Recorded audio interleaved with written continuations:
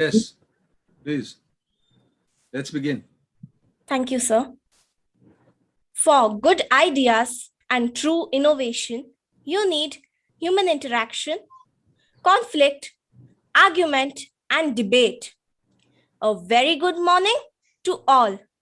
On behalf of Pawar Public School, Amanora, I would like to welcome the respected judges, the online inter-school debate competition. Resilience and adaptability is what has made human beings survive through eons and epochs. Debating has moved out of auditoriums and stages to an online platform, and we are proud to host an online debate. Today, 10 teams are here to put forth opposing viewpoints with logical consistency, factual accuracy, and some degree of emotional appeal. Let us now introduce the respected judges for the day. They are Mr. Devendra Kumar, Ms. Tejashree Patil, and Ms. Niharika Ghosh. Our first judge for the competition is Mr. Devendra Kumar. He is the principal of Pawar Public School, Amanora and Hinjivadi. He is an accomplished leader who is known for his commitment for creating a productive educational experience. We welcome you, sir. Thank you.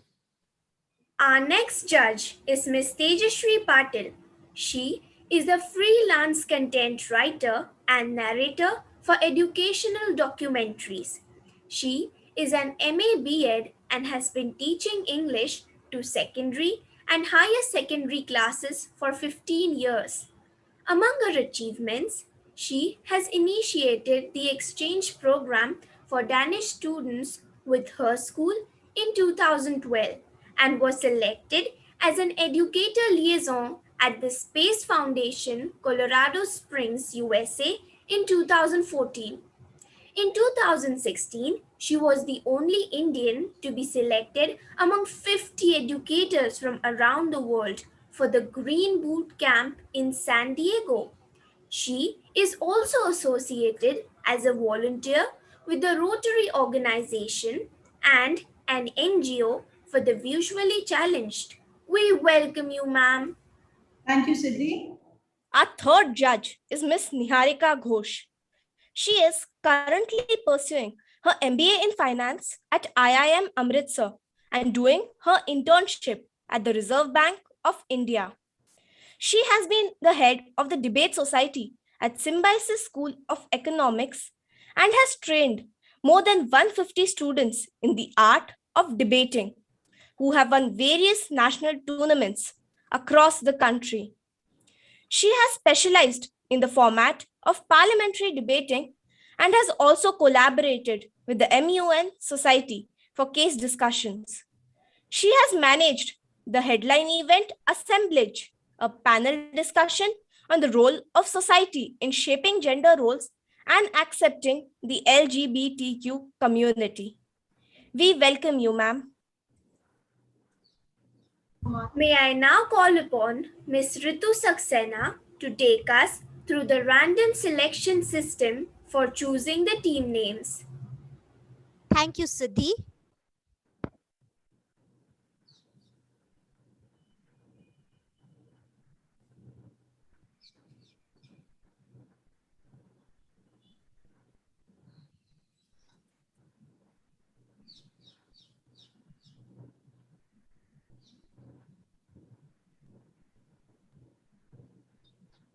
Yes, luck is what happens when preparation meets opportunity. It is time for the team members to choose their team sequence. Every team will be addressed by the letter that they get with the help of our spinning wheel. But before we begin, remember that sometimes not getting what you want is a wonderful stroke of luck. So let's begin. Are you ready, teams? Yes, ma'am. Yes, ma'am. It is not visible. Yes, ma'am.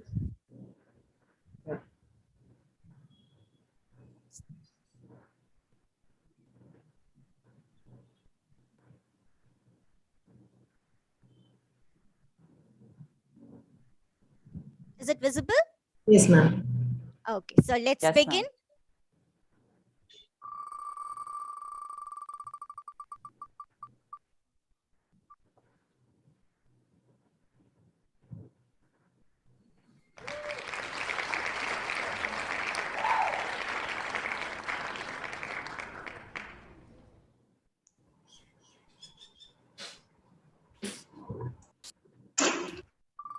Kavya and Jaydev are team A.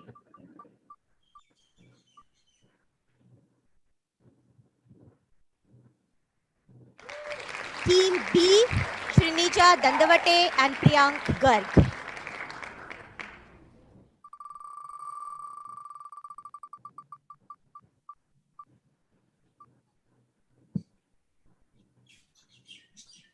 Team C,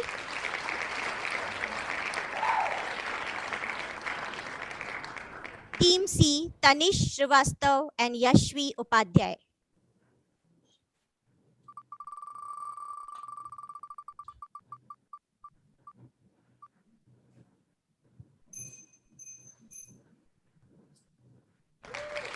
Team D, Aditi Bhise and Tanush Ghule.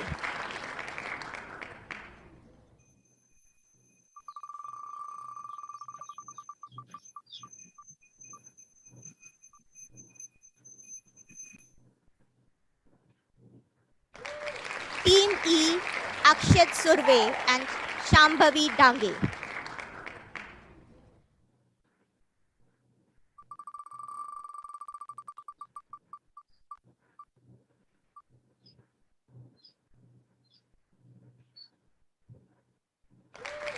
So Team F, Nakul Siddharth and Sara Mahajan.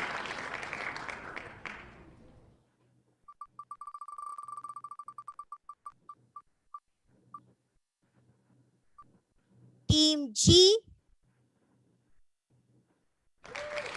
Mehak Amte and Hafsa Khankar.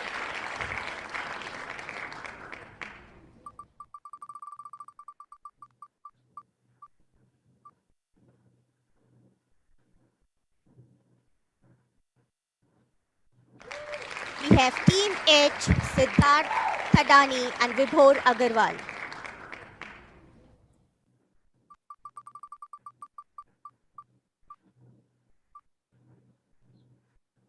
We have Team IS, Ayana Parvesh and Utkarsh Patil.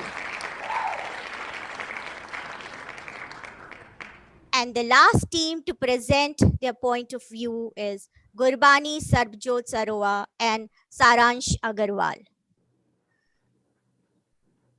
Welcome to the competitions. Picking the team letter has set the tone for the entire event. Let's get going. All the very best to you all. Thank you, ma'am. We wait with bated breath for declaration of the topic of the debate. But before that, I would request Ms. Sumita Ghosh to take us through the rules of the debate.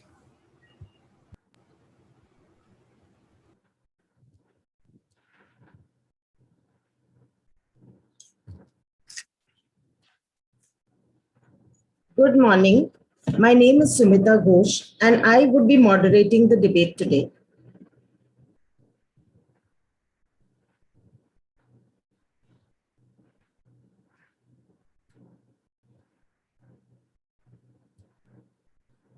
Good morning. My name is Sumita Ghosh and I would be moderating the debate today.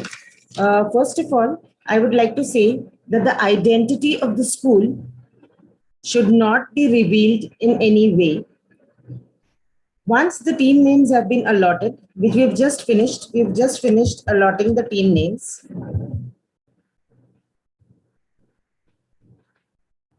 The accompanying teachers are requested to send the names to me of the speakers for and against the topic on WhatsApp to me. The number has already been shared with you. Now, let me take you through the rules of the debate. The speakers will not be allowed to read out from prepared texts.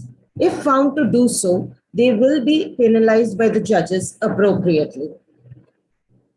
The time limit is 2 minutes plus half a minute conclusion and 1 minute for rebuttal. Each speaker will have a maximum of 2 minutes to present his or her argument, at the end of which a bell would be rung.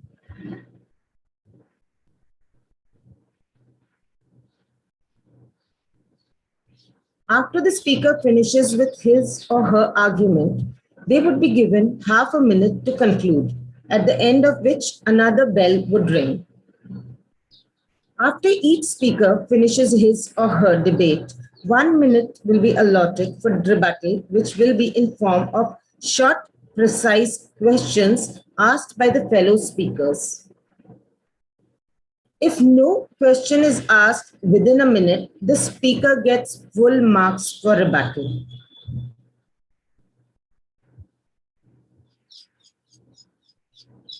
Each speaker will be asked questions on the content of the speaker's speech. The speaker will have 1 minute to answer the rebuttal question. This 1 minute will be clocked as soon as the question has been asked. The judges will use the following scoring format. The content will be marked for 15 marks, appropriateness of language 10 marks, delivery and confidence 10 marks, demeanor, stance and poise 10 marks, and demeanor, stance and poise 5 marks, rebuttal 10 marks.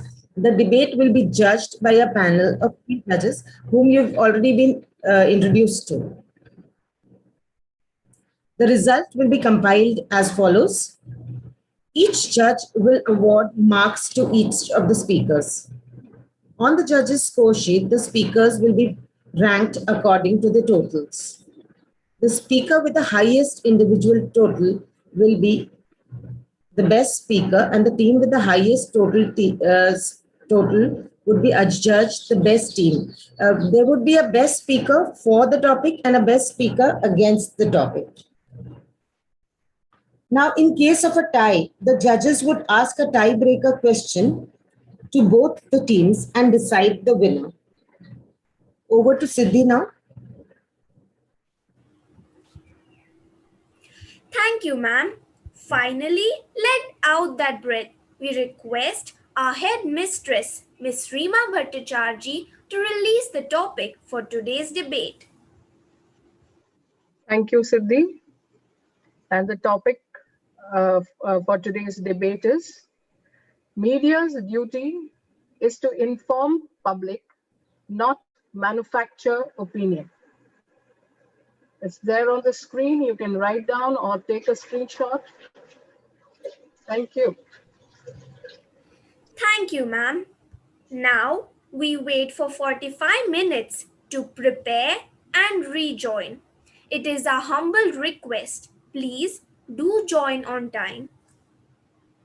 Before we break for 45 minutes, I would again request the teachers, to the accompanying teachers, to please send me the speaker for and against on WhatsApp. The number has been shared with you. Also, please be back on time. We will lock the room once all the participants at 10:30. It's 10:44 now. So we'll be back at 11:30 and the room will be locked at 11:35. Thank you.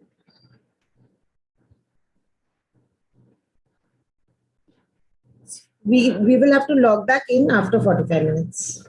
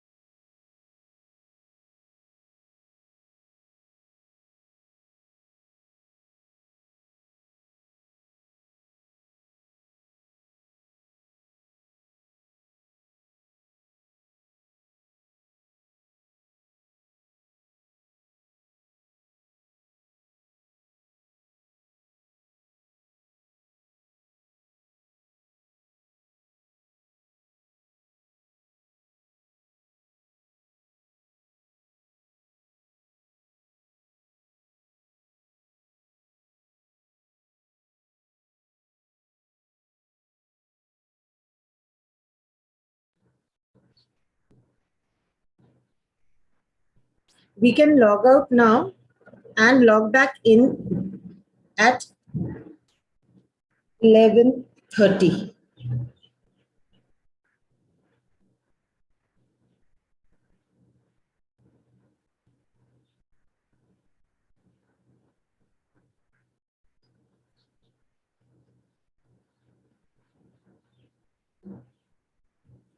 Hello? Yeah.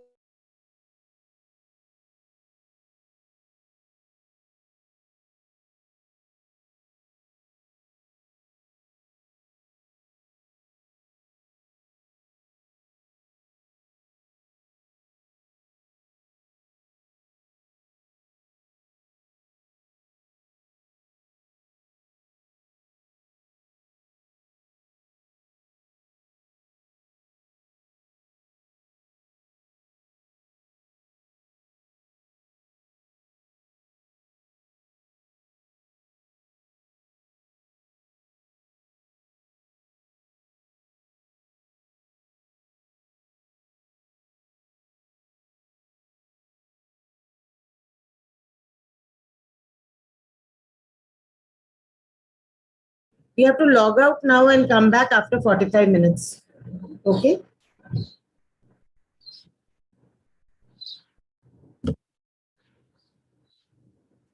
Hello?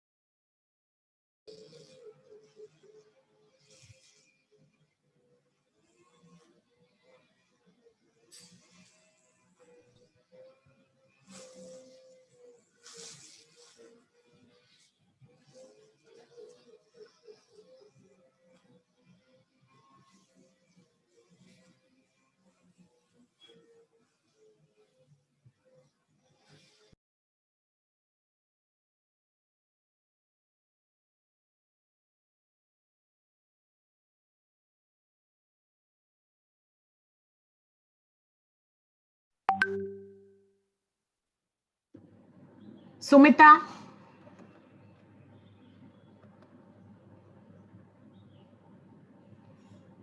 Rupa ma'am. Yes, Everyone- I have just received. I have not received the for and against from 2-3 schools. Okay. why? We Uh, only one school you said, that is Mahek and Hamsa. The rest, Jyoti told me. No, Jyoti did not have it. I called up. Sorry. Ma'am, you Please sent us come. the new list in the group. So we sent have us not a new received. Please, I'll just read out once the debate, before the debate starts. No, I'll read it out again just before it starts, so that the teachers also confirm whether we've got the names right. Okay, Okay, so then the anchors will make that change then. change wherever required. Okay, so you do that. Ishika and Siddhi, make a note of it. Yes, ma'am. Okay, Siddhi. Yes, ma'am. Ma'am, this is being live streamed on YouTube. It's not stopped. Yes, ma'am. And the participants have already entered.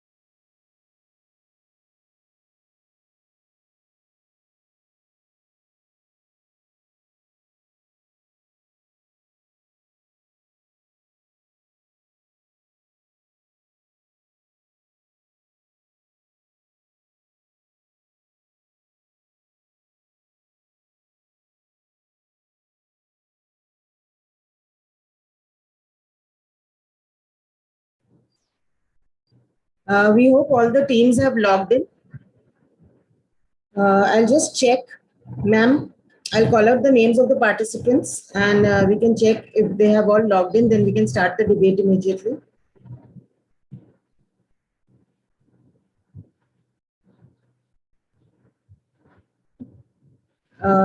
Is Team A there? Team A, Jaydev Ranade and Kavya Dekhne. Are you there? Yes, ma'am. Good morning. Yes, ma'am. Srinija Dandavate and Priyank Garg. Are you there? Team B. Good morning, ma'am. We are here. Anisha Srivastav and Yashvi Upadhyay. Are you there? Team C. Team D, Tanush Ghule and Aditi Dhise. Are you there? Yes, ma'am. Yes, ma'am. Team E, Shambhavi Dhange and Akshat Surve. Yes, ma'am, we're here. Sara Mahajan and Nakul Siddharth. Team F, are you there? Yes, ma'am. We are there. Good. Team G, Hafsa Khamkar and Mehak Amate. Are you there? Yes, ma'am. Mehak, have I got the pronunciation correct for your surname? H, Team H, Vibhor Agarwal and Siddharth Thadani. Are you there? Yes, ma'am. Team I, Ayana Pravesh and Utkarsh Patil. Are you there? Yes, ma'am. Okay, Gurbani, Sabbajot Sarowa and Saransh Agarwal. Are you there? Yes, ma'am. Yes, ma'am. So only Team C, Team G, Team C is not there, I think. But we can begin anyway. Ma'am, I'm there. Tanisha Srivastav. Okay, thank you. Welcome back. Without much ado, let us begin with the debate, where the speakers will put forth their ideas both for and against the motion. Everyone is requested to keep their videos switched off. When the participants' names are announced, they should turn on their video so that they could be spotlighted. We begin with Master Jaydev Ranade from Team A to present his views for the motion.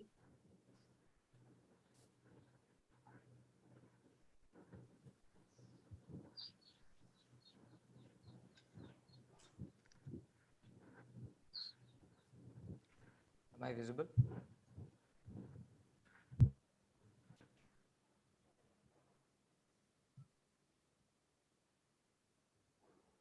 May I begin? Yes. If you don't read the newspaper, you're uninformed. But if you do, you're misinformed. This is a quote from the renowned author, Mark Twain. Widely considered the fourth pillar of democracy, the media is the bridge between the government and the governed. The media is the window of the people into the workings of government machinery. The media, especially in recent times, is that which gives the voice to the Excuse me, faceless masses. Jaydev. Sorry to interrupt, but you're not audible. Not audible, yes. I was about Could to you say. please be louder? I'm sorry, can you? No, you're very soft. We can barely hear you. Okay, now? Yes, Is this better? that's Yeah, perfect. much better. Could you Okay, start I'm sorry. over again, please? I'm sorry. We'll start the timekeepers would please start the clock again and you will start again, Jaydev. Jaydev, you start.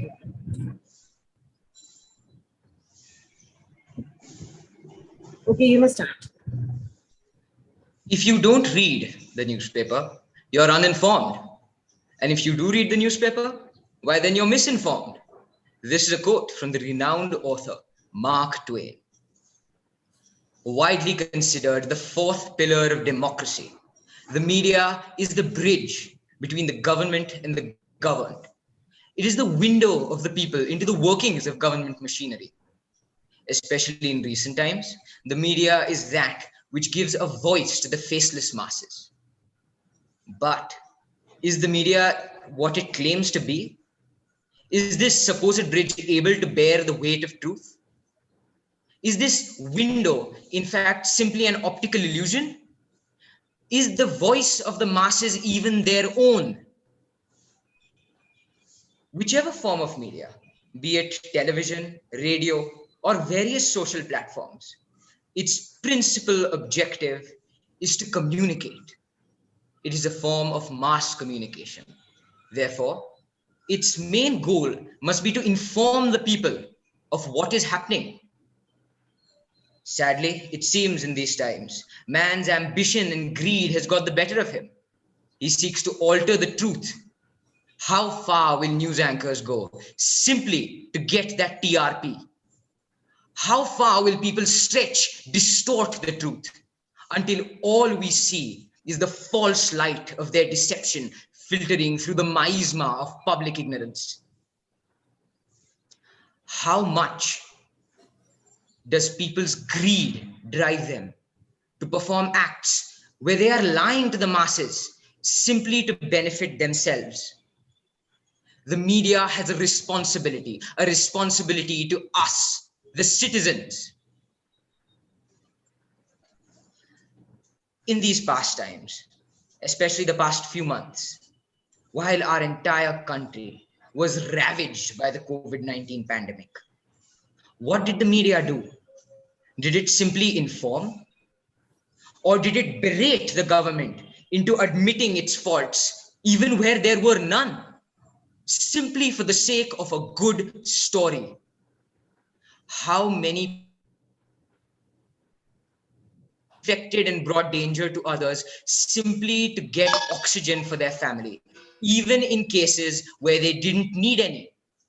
How many people suffered because they insisted on taking a drug that had no proof that it was the cure to their ailment, simply because the media advised it? Whosoever controls the media controls the mind. And I'm afraid we have now come to a point where soon the common people will not be able to differentiate which thoughts are theirs and which are not.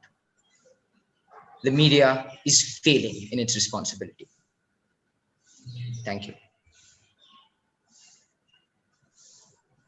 The floor is open for the rebuttal questions. I would request the participants to raise their hands and I will allow you to ask the question. Siddharth Thadani, Team H, you may ask your question. Thank you, ma'am. My worthy opponent, in your speech you mentioned, and I quote, "Media is lying to the masses," unquote. My worthy opponent, during the times of the COVID pandemic where the country was... I'm sorry to interrupt. Could you please repeat your question? I haven't begun with my question, my worthy opponent, but sure, I'll repeat it. In your speech you mentioned, and I quote my worthy opponent, that the media is lying to the masses, unquote. In the COVID pandemic, where countries' economies were suffering, where people were suffering to find beds, where immigrants were suffering, were pleading to go home, the media broadcasted all that, brought it to the awareness of the general public so they could make demands to the government for their safekeeping, so that the people could get oxygen, so that people could go home to their families. Do you still believe the media is lying to the masses? Thank you. And I have no doubt that the media is lying to the masses. It's not a matter of them just giving us information. They are distorting the truth. In most cases, the government, the doctors, everyone has advised us, stay at home. Most cases of COVID can be cured simply by taking rest. The media incited the public, roused them up to a point where they thought that the smallest misstep could be fatal, when all they had to do was sit back and let their body do the work. Not all cases of COVID are that severe. In most cases, they could have simply just stayed at home, taken the usual precautions, they would have been fine. What was the need to go there, rush into the public, grab those oxygen cylinders, demand for remdesivir, when in fact they are probably infecting hundreds of others just to save themselves? Is this not the media's fault? The speaker has used up 58 seconds to answer the question. So we cannot take any more questions. We'll go on to the next speaker.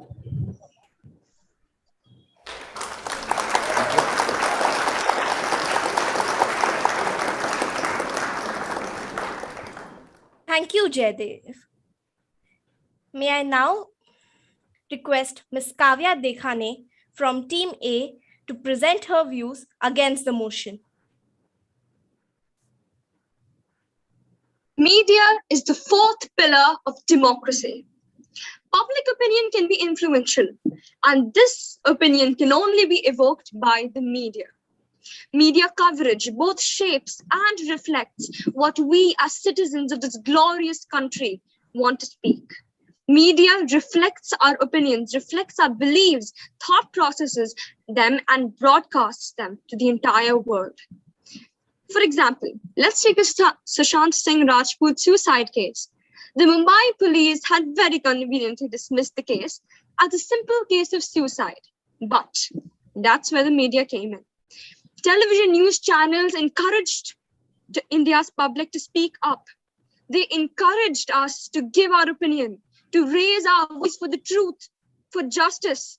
They encouraged the masses to give their viewpoints and beliefs from their perspectives, to raise a voice demanding for justice, and only then did the CBI interfere.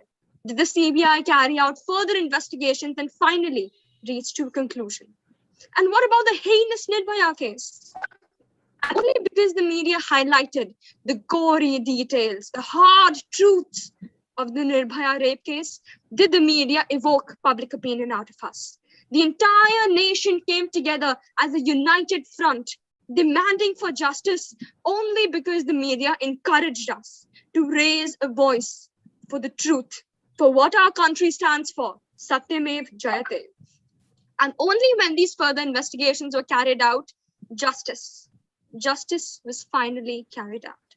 So yes, it is media's duty to influence public opinion. Manufacturing opinion is important, especially because India is a vast country and we as a country are heading towards fascism. The press is being controlled. Opinions and beliefs are being suppressed. Voices are being stifled. We are losing the essence of democracy when reporters are being silenced by political parties. For example, the assassination of the Bangalore journalist Gauri Lankesh. Media is being used as a positive influence to the vast public on an action that has been taken negatively by the masses. I'd like to conclude by saying that media is simply a platform that reflects public opinion, that helps us to speak out and demand for justice and truth when the time is right. Thank you. The floor is open for the rebuttal question. Hafsa Kamkar, you may ask your question.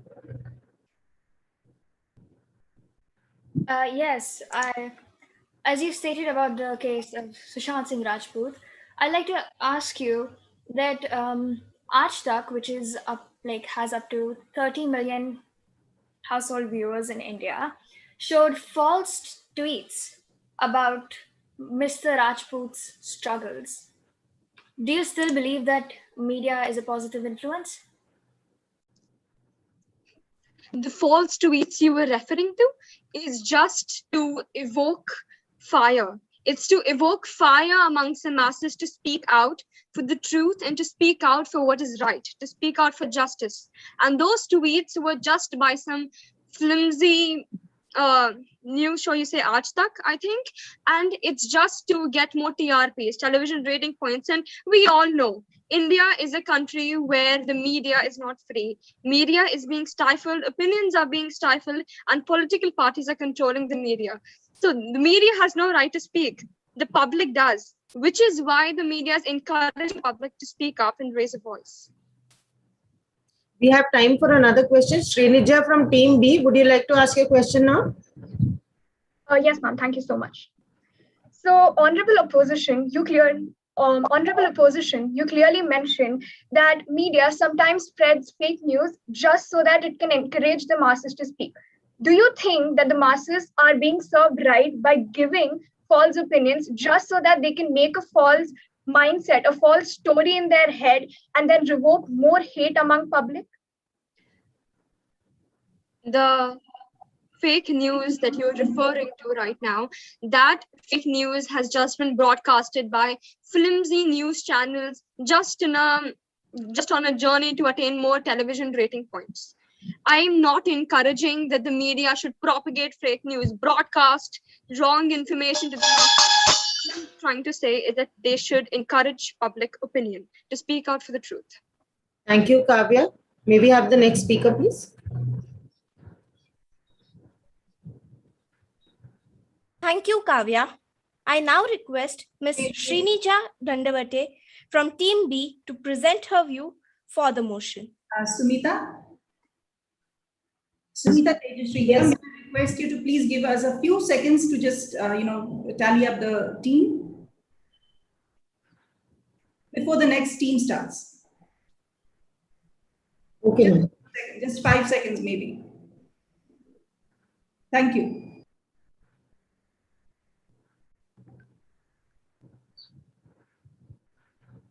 Yes, please go ahead.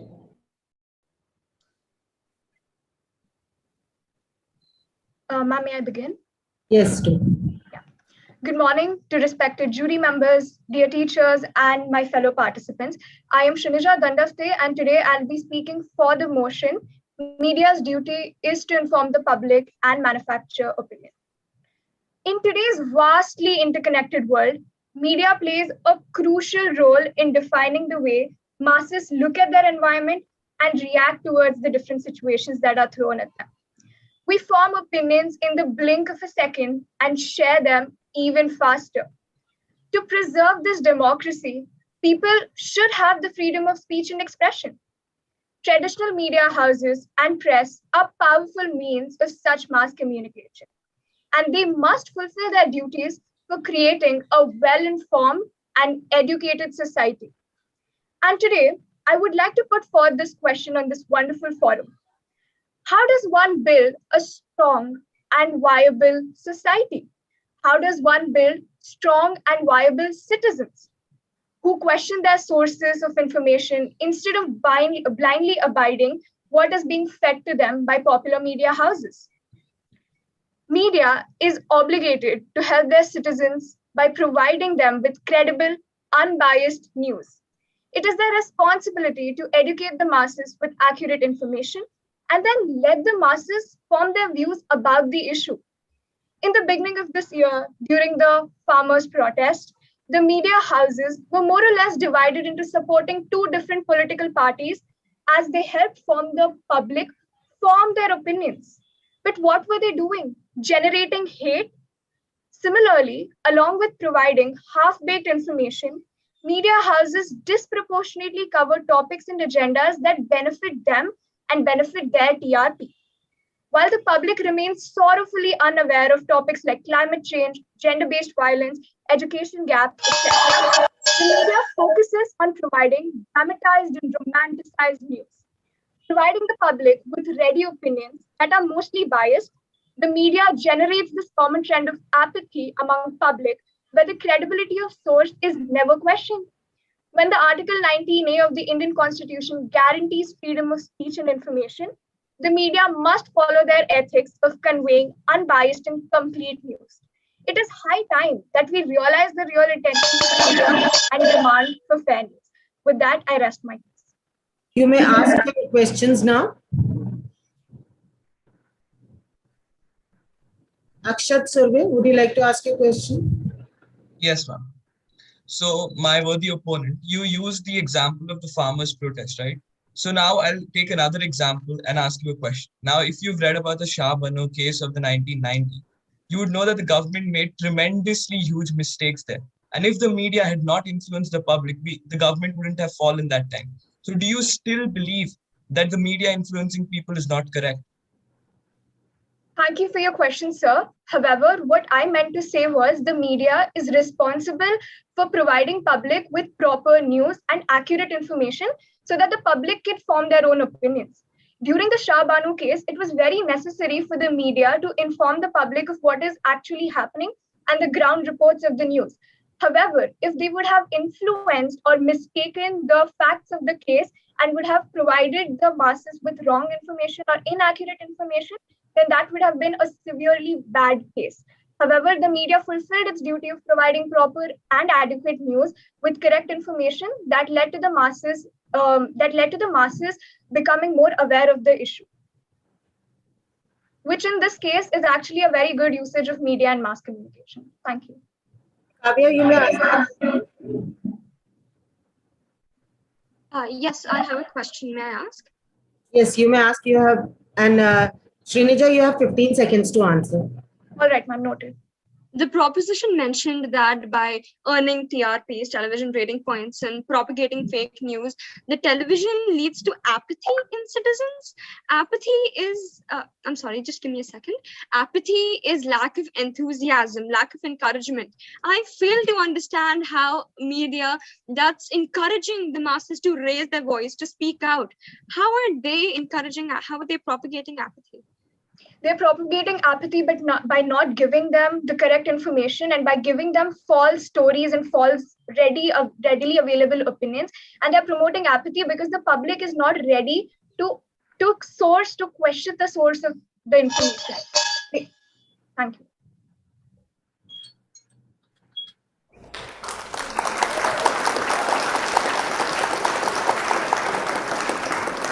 Thank you, Srinaja. May I now request Master Priyank Garg from Team B to present his views against the motion.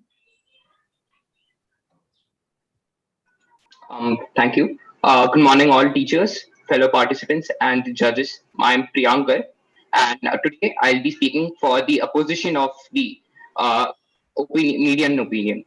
Okay. Media plays a very important role in democratic machinery and have the right to present and manufacture their opinion that are broadcasted. Freedom of speech and expression, which is a very largely ignored topic in India, is one which is brought out by media. This right of freedom of speech and expression is not granted to the reserved societies and the ones who are not educated. Media is the voice for those people and does everything that is for the betterment of the citizens, for the nation, and that would help us achieve a common goal. Media brings out the facts and provides information to those who the problem is actually affecting. Whenever the media forms an opinion, it does not just consider the personal opinion in it, but once of the 1,000 people.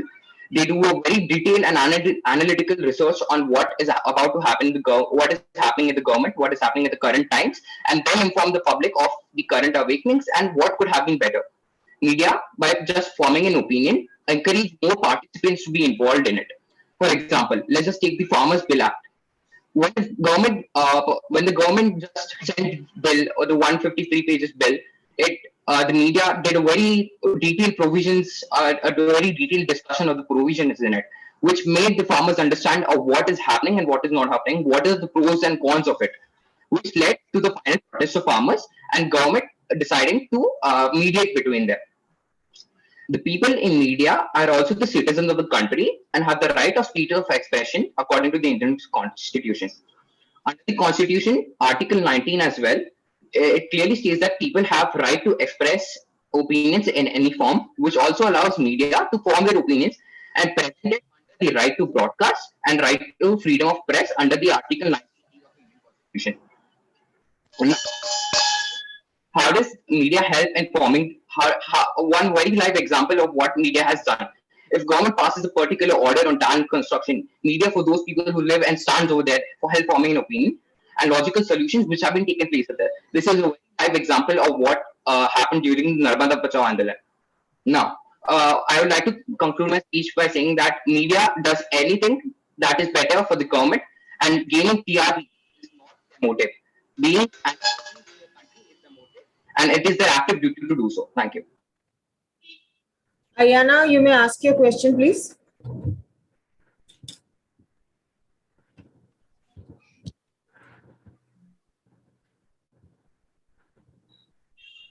Ayana, please ask the question. Ayana, you're not heard. You're not audible.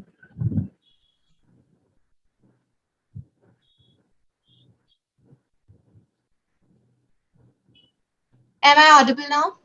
Yes. You may ask your question. Yeah. Priyank, you touched the topic of farmer riots, but don't you believe that the farmers were more agitated as the media gave them media coverage, giving them more importance in the society, and hence they agitated more and created more riots? Could you please explain why you disagree? Yeah, I clearly disagree. I believe that media being in the very front of the farmers' bill gave a very detailed provision to the farmers and to the citizens of the country. By giving a very detailed provision of the act, it ensured that all information has been provided to the citizens and the farmers of the country, with listening to that, it made the lower farmers and not the farmers who are not well educated learn about the media fact and bring out the protest by them led by in various states. Now, if the media wouldn't have done so, farmers would have led very mass protest with in a distraught manner. Now, this in media told that how should the farmers protest and what steps should they take. And finally, with the peaceful protest, with the measures that media told them, farmers with what farmers have followed them, the country's government and farmers have following the right and allowed to mediate between themselves. Thank you. Okay, we don't have time for any more questions. So we'll go on to the next speaker.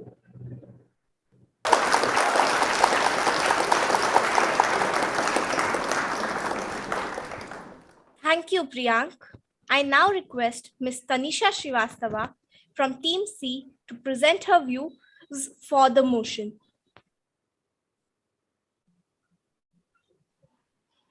Good morning, I'm Tanisha Srivastav, and I believe that media's duty is to inform the public and not manufacture opinion. Media's duty is to store information and deliver the information or data that must be truthful and must have an objective information. Common citizens are there to know what's going on in the world when it comes to the international news, national news, and what's happening around the world, and not what people or not what the media thinks about it. They are there for the current affairs updates, and they are there for increasing their knowledge. So media must provide information and not influence people. Citizens want to hear the news and not what media thinks about it. They are there to hear the news and not the person. Thank you.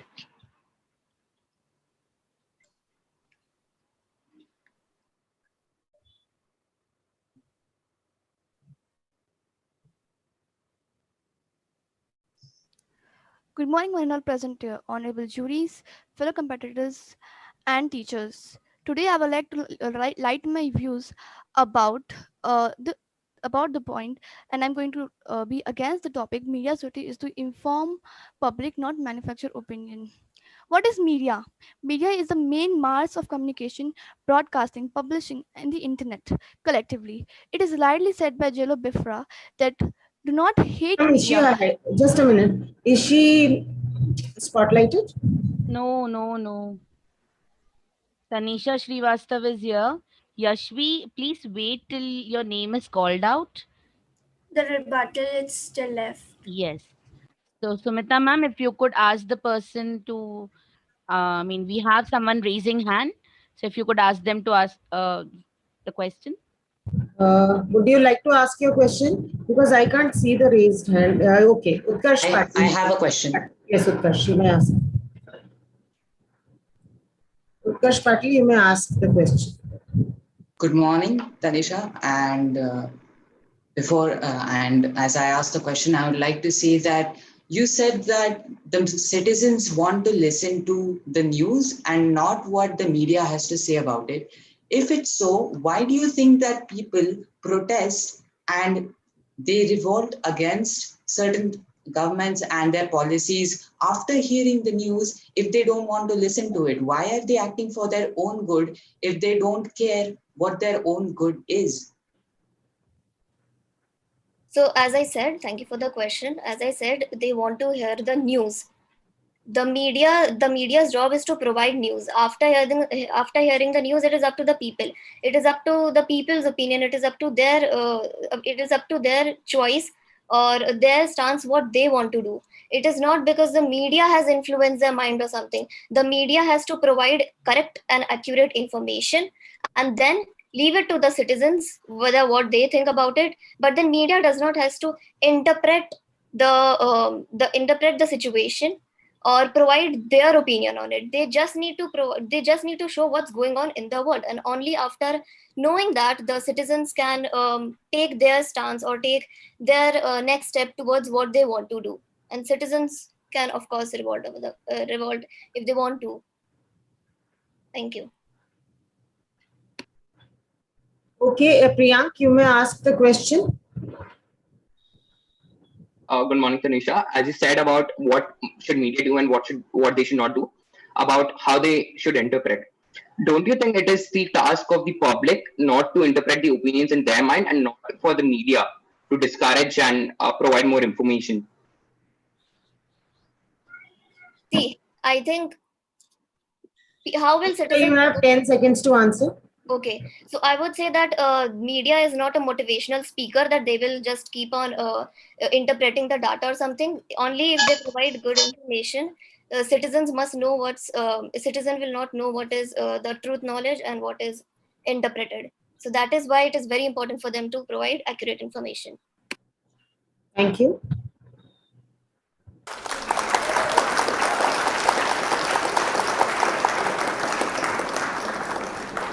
Thank you, Tanisha. May I now request Ms. Yashvi Upadhyay from Team C to present her views against the motion.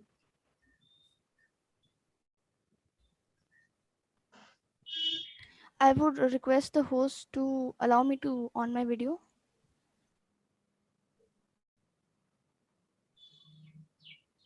Switch on your video. I'm not able to as the host has stopped it. Anubha ma'am, could you please enable that? Yes, ma'am.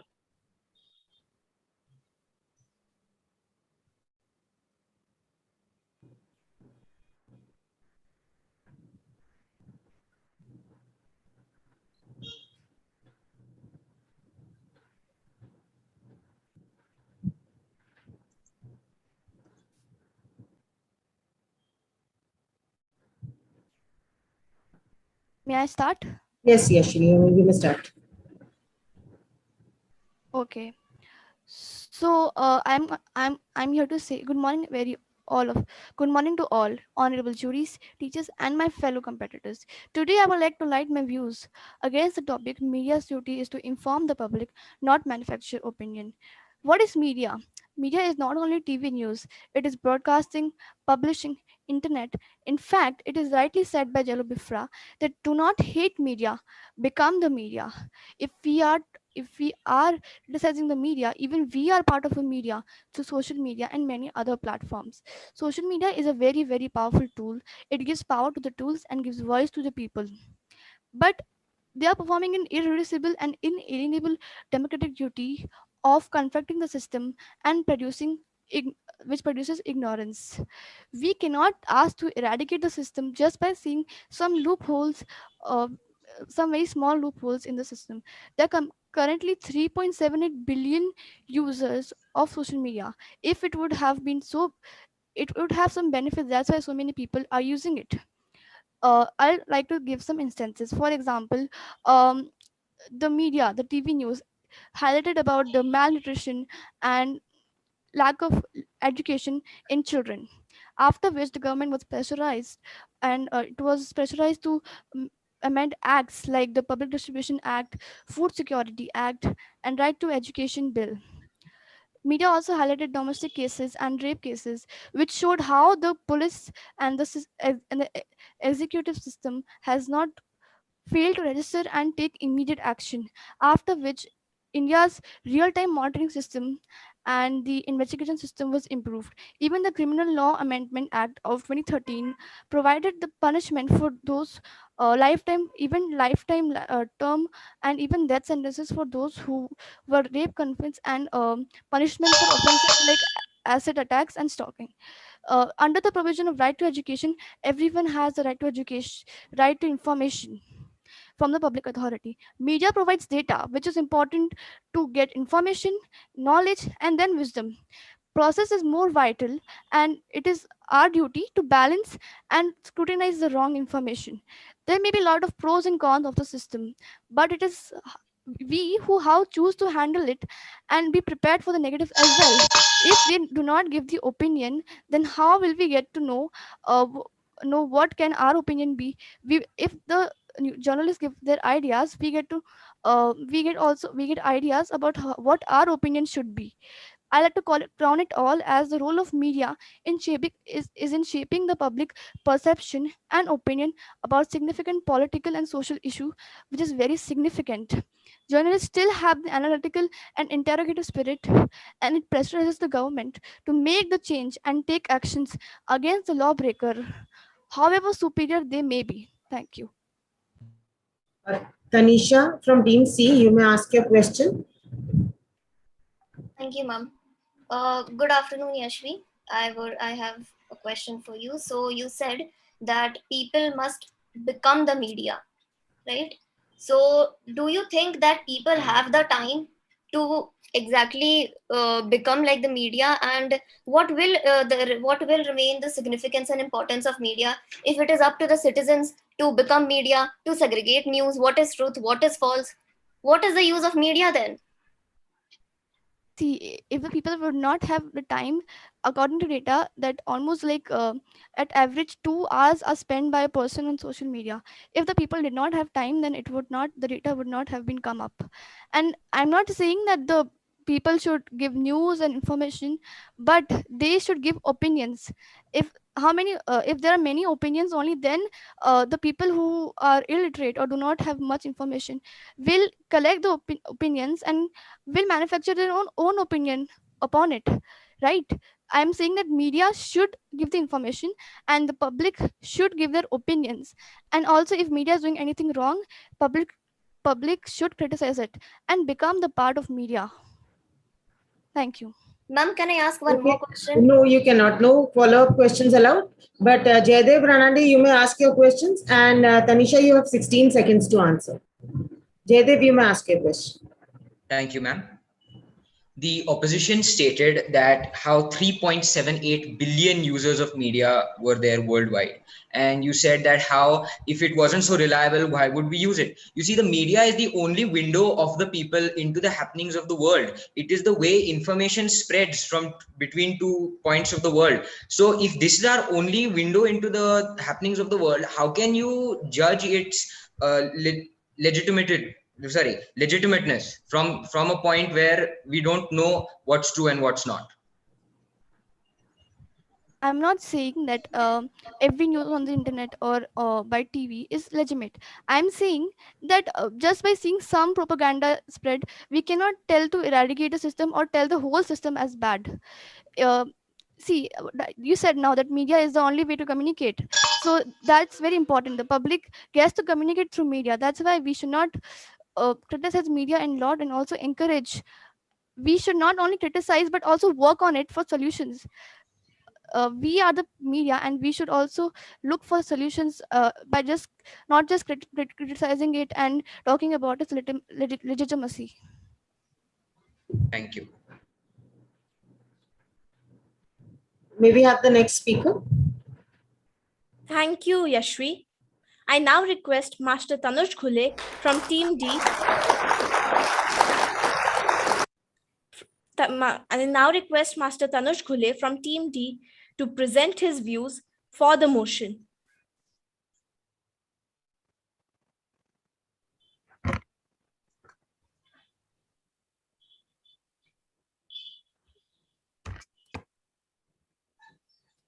Break rules. Break rules. You must deliver breaking news. Editing fake tweets and calling them Sushant Singh Rajput's final words. Spreading misinformation about China. Saying that the female pregnant elephant that recently passed away in Kerala was due to the result of humans' actions. These media reporters claim to say that the people in that village fed the mother elephant a pineapple stuffed with crackers. What was the need of ruining the lives of the villagers over there? All this just for views, money, likes? Does anyone here know what happened that day? What happened that day exactly was that that female elephant stumbled upon a trap which was meant for the wild boars. She ate it and passed away. These news reporters ruined the lives of the villagers. Coming to the next point, which is when the financial pressure is high, when there is high competition, these news channels, news reporters, what do? They run behind profits. They forget all the values of proper journalism. Do you all remember the Taj attack What happened during it? These news reporters went on live telecasting the locations of all the policemen, the gates that were highly guarded, the gates that were low guarded. What did this result? This resulted in the Pakistani terrorists to escape that place safely while killing hundreds of our brave-hearted warriors. What was the news? What was the need of doing that? That day was a truly devastating day. Coming towards the end, there comes a point in your life where you must take a stand. Whether it is right, whether it is wrong, whether it is popular or not popular, whether it is financial or non-financial, you must take that stand just because your conscience tells you that you are right. I would like to say that news reporters these days are paying people to vote for them as the best news channel. What's the need? Imagine when you are so bad at something, you have to request people to vote for you as the best news channel by paying them. I strongly believe that these news channels should not go around releasing their own opinions. Thank you. You may ask your question. Mehak, you may ask your question. You said that the elephant died of not getting enough, stumbling upon a fact. And you also said about the Mumbai bombings of 2008. Does that mean each and every news they show is fake? What do you mean when you say it should they should not be allowed to state their opinions? Even they are humans, even they have their own opinions. Don't you think we should, for forming our opinions, we need to understand others' opinions as well? Thank you for your question. That indeed was a wonderful question. What I think is that these news channels, what do? They go around stating their own opinions. I'm not saying that they should not state their own opinions. I'm saying that they should provide information, but not wrong information. They should think at the spot. Just like I said in the Taj attacks, if these news channels had been sensible, stayed in their boundaries, and just warned other people without going inside that there are some attacks, you better stay at your homes, not many people would have lost their lives that day. Now take an example of this. Talking about the female elephant that ate the crackers. What happened that day? She stumbled upon the cracker. But was there any need to accuse the poor villagers? The whole nation stood up against them. Why? Those are poor villagers. They can't feed themselves. Why accuse them? The news reporters should at least have done some little research before releasing their opinions, and not false opinions, but true opinions. I hope this satisfied your answer. Okay, that was 1 minute. So we'll have the next speaker now. Thank you, Tanish. Thank you, teachers. Thank you, Tanush. May I now request Ms. Aditi Bhise from Team D to present her views against the motion.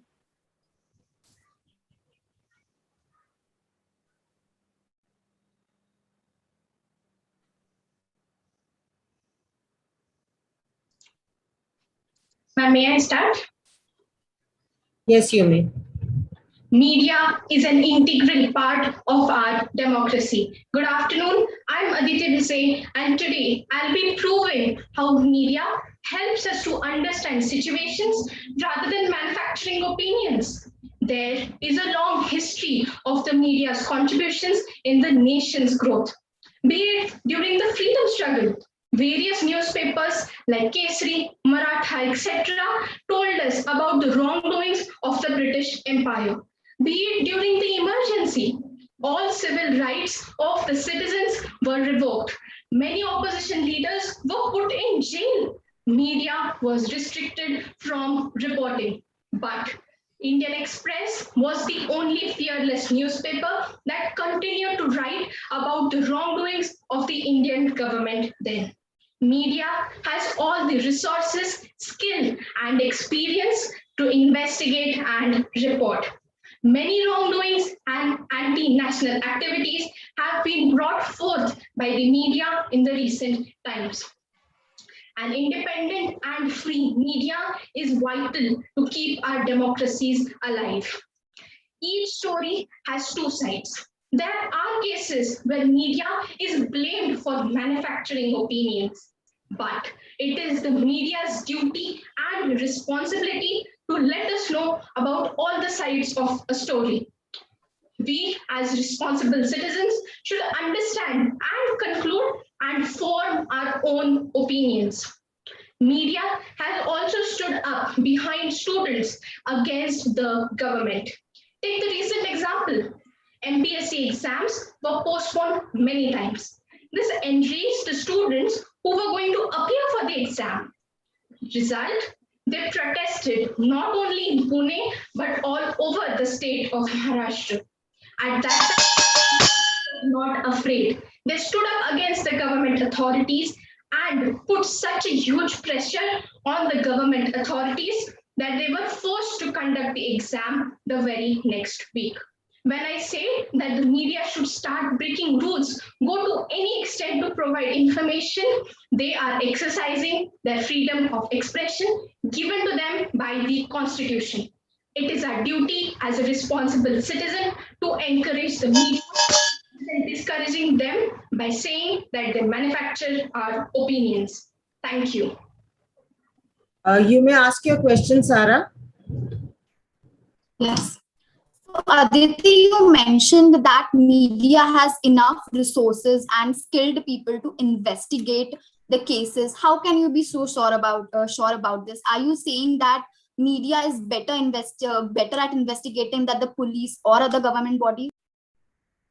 Thank you for your question. When I'm saying that investigating, I mean to go inside various organizations, to investigate what is happening inside organizations. I'm not saying they should investigate murders or investigate robberies. I'm saying they should investigate what is happening inside organization. Let us know about the inside news so that we can create our own opinions and know all sides of the story.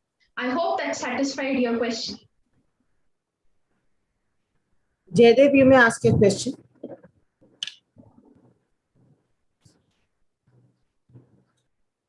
The opposition spoke about how the media stood behind the students in the case of the exams being cancelled, and their protests collectively allowed the government finally allowed them to hold the exams.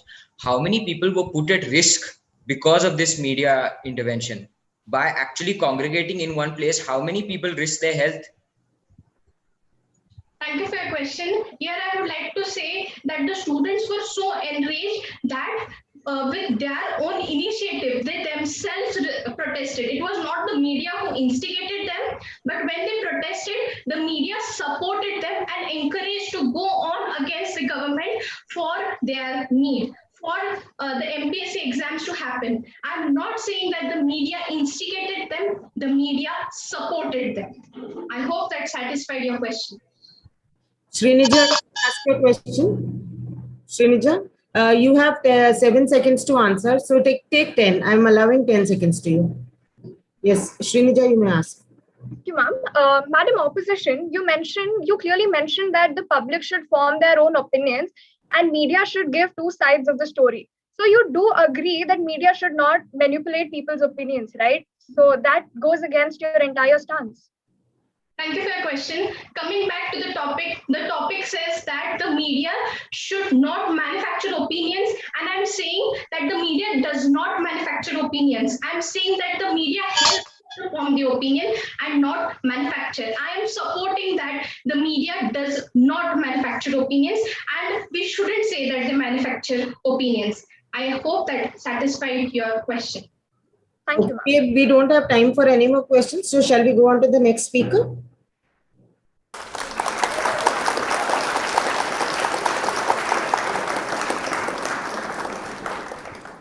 Thank you, Aditi. I now request Ms. Shambhavi Dhange from Team E to present her views for the motion. Good morning, all. My name is Shambhavi Dhange, and I'm speaking for the motion today. Today's motion questions the role of media in our democratic society. Media sources such as the internet, newspapers, news broadcasts, etc., play significant roles in shaping a person's understanding and perception about the events occurring in our daily lives. Media is meant to make us aware of various social, political, and economic activities happening around the world. It is supposed to be like a mirror which shows us or strives to show us the bare truths and harsh realities in life. But with such power, there is always an abuse of it. Human nature is such that it wants to know about its surroundings. Such nature makes it susceptible to getting influenced by information that they receive without critically thinking about the authenticity of that information. Continuous bombardment of that information through news, social media, etc., brainwashes the people.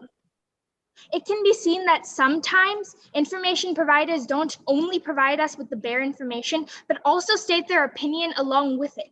Take the example of the Sanjay Dutt case. He was arrested on the charges of holding a AK-47 gun, but the media portrayed it as if he was a terrorist in the 1993 attack. But in reality, he simply wanted to use it for self-defense. Sometimes the media shows more of a soap opera than actual news. They force their opinion and create their own interpretation. The farm laws are a valid example of this fact too. However, sometimes influencers on social media glorify an event that should actually be condemned, keeping in view the principles of justice. Hyderabad's police force killed 4 people who were accused of a murder rape case. And this actually goes against the entire judicial system, whereas the media celebrated, called the police heroes for doing this. Lots of celebrities tweeted that they thought justice had been served. Such media trials aim to sway public opinion. Paid and fake news can manipulate public perception and sow the seeds of disharmony, violence, and hatred within various communities of the society. With advent of the social media and technological changes, the reach of media has increased profoundly. In developing countries like India, the media has a great responsibility to fight backward ideas like casteism and help people in their struggle against poverty. So journalistic ethics have become very important in this case. In conclusion, it is important that the media sticks to the core principles of journalism: truth, accuracy, transparency, and fairness, impartiality, letting the people formulate their own opinion. Thank you. Okay, participants, Siddharth Thadani, you may ask your question. My worthy opponent, in your speech, you said, and I quote, "News channels show news as soap operas and not what they really are," unquote. My worthy opponent, there have been so many rape cases. There have been so many rape cases uncovered, so many murderers caught, so many thieves caught just because of the brave efforts of the media. So many terrorists have been scared off, worried away from the territories in the East and Midwest. Do you still believe it's all a soap opera? Do you just believe it's all for the profit and not genuine news?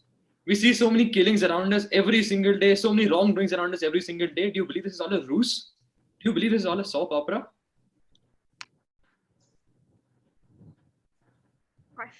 In answer to your question, I would like to say, if there are such cases where we cannot trust the media, who's to believe that we can trust the media always? Take the example of China. China has been dubbed a villain from the media to like the entire world, when in reality, they don't really have all that information to make such claims. I hope that answers your question.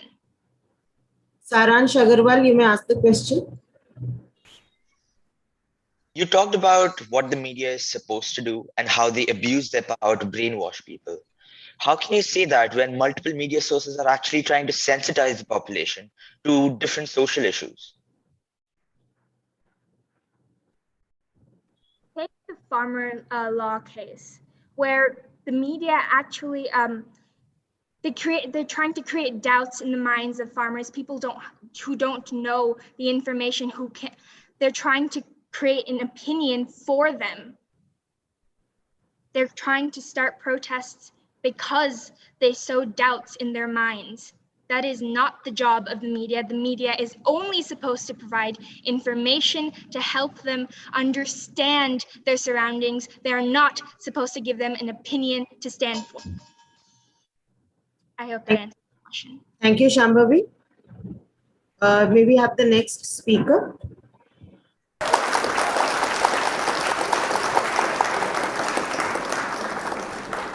Thank you, Shambhavi. May I now request Master Akshat Surve from Team E to present his views against the motion. May I begin? Yes, please do. All right. What is a democracy? A democracy is a government for the people, by the people, and of the people. Good afternoon. I'm Akshat Surve, and I'm presenting my views against the motion.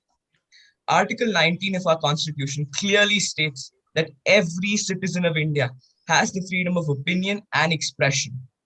So when the media presents a news, it is their personal choice to even give their opinions with it. We are no one to control it. Now, if you and I go and tell someone about a happening, we'll say like, hello, this happened, right?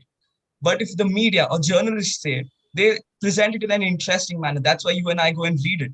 If it's monotonous, no one wants to even know about it. That's why we go and read it. And no one forced you to read it, right? You went on your own, you read it on your own. So they're presenting their opinion in it. It's just totally all right. You want to take that opinion, you take it. You don't want to take that opinion, you don't take it. Now, take the example of the freedom struggle that took place between 1900 to 1947. If the media had not influenced and manufactured nationalistic sentiment among the Indians, there is a 90% chance that we would still be under British rule. It is only because the media manufactured such high nationalistic sentiments and opinions that we got freedom in 1947. Now, coming to my next point. Take this example, okay? And a statistical study has proven this. 50% of all global decisions taken after 2000 for the betterment of the world were the result of opinions manufactured by the media. In conclusion, I would like to point out two things.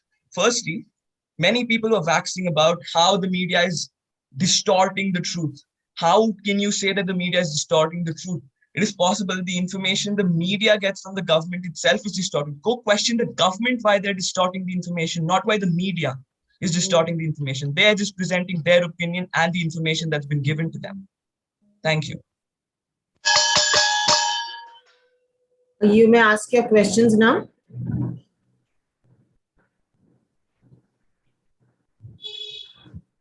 Gurbani, you may ask your question. Thank you, ma'am. Akshat, you mentioned in your speech how the media also has the freedom to put forth its point of view. But for a profession like media, it has a social responsibility towards the masses. So what is better, having a social responsibility or presenting their personal point of views? Ma'am, I believe as far as the law allows it, I do not see anything wrong in them presenting their opinions. And about the social responsibility part, it is their personal choice. We are no one to say you have this social responsibility, you have to follow it. Until the law gives them the permission, they can do it. They can put forward their opinions. I hope that was satisfactory. Apsa, you may ask your question.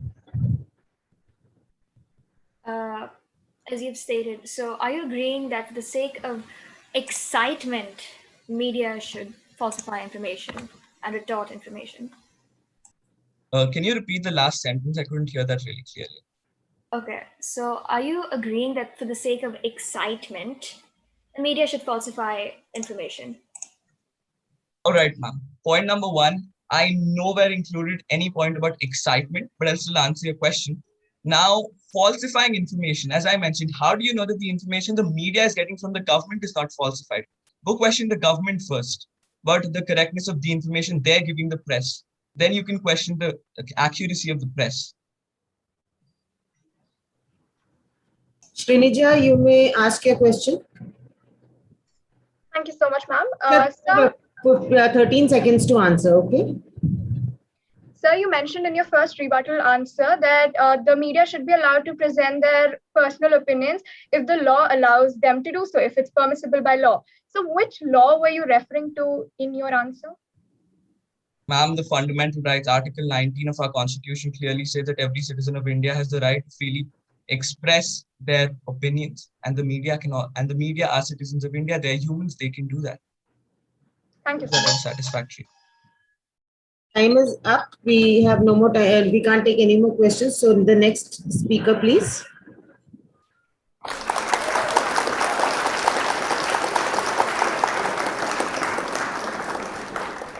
Thank you, Akshad. I now request Ms. Sara Mahajan from Team F to present her views for the motion. Good afternoon. I'm Sara Mahajan from Team F, and today I'm going to be speaking for the topic. Media's role is to inform public and not manufacture opinion. Media's role is to inform accurately to the public. If it starts manufacturing opinions, both sides of the stories can never be explored. We will only focus on the aspects that the media will show us. Media is a very influential tool. If media says something, media is all around us. We easily get influenced, and therefore, with power comes responsibility. Media is from where we come to news, and therefore, it's the duty of media to not spread fake news and tell us what is the truth and explore both sides of the stories. People and their opinions will highly be influenced if media is manufacturing opinions. Having different opinions can lead to perspectives and solutions. If we all just follow the one opinion which media is providing us, we will eventually never have a healthy society. Giving facts and covering all aspects of a news or story and then letting public decide what is best is the way how news and media should function. When people use their own wits to form opinions and not get influenced, there's always an unbiased outcome. News should be about facts and not opinions of individuals. Journalistic objectivity clearly mentions that a journalist should never be on either side of the argument. The journalist must report only the facts and no personal attitude should be involved. Many a times when media manipulates financial news, it can also lead to financial losses of common people. Is that even right? No, it's not. And therefore, I would like to conclude by saying that I firmly believe that media should not manufacture opinions and only provide us with facts. Thank you. Yashvi, you may ask your question. You said now that there is only one opinion in the media, but there are so many media channels and there are so many opinions. There are so many channels which give different opinion. It's not that only one opinion is there. And isn't so that if we are provided, for example, in COVID, we were provided so many opinions of how we could help the COVID victims and help the system. So when the news media provided the opinions, we were able to get ideas of how we could help in the COVID crisis. If the opinions are not given, we will not get ideas to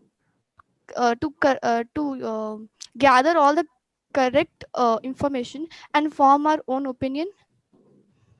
Thank you for your question, Yashvi. I really appreciate it. So first, I would like to mention that what makes you think that the opinions given by the media are always accurate? They might actually cause more problems. Media's role is to spread news, provide us facts, and if they are providing us with other opinions, we don't know, it might work, might not work, they might be valid, or they actually might cause more problems, because media is not the government. The government handles the financial, the government knows what is available in which country, which state, how much resources to use where. If media just starts saying that give everybody money, just do something, and if we give all the power in media to provide us with opinions, how can we be so sure that the opinions are actually accurate, and their opinions which they provide are the solutions, as you said? We don't know, they might just cause more problems, and the actual or real solutions which are workable might be ignored. When media will start to provide their own opinions, both the sides of the story, or what the consequences will never be explored by them. They will just believe what they are saying is right, and they will just broadcast that. So that does not really help us. I hope I've answered your question. Thank you. Thank you, Sarah. We don't have time to take in another question, so we'll go on to the next speaker.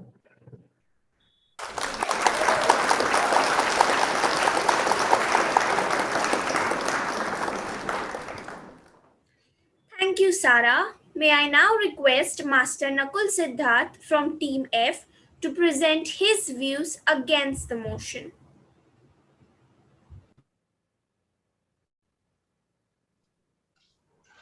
Good afternoon, everyone. I'm Nakul from Team F, and I'm here to speak against the motion that media's role is to inform public, not manufactured opinion.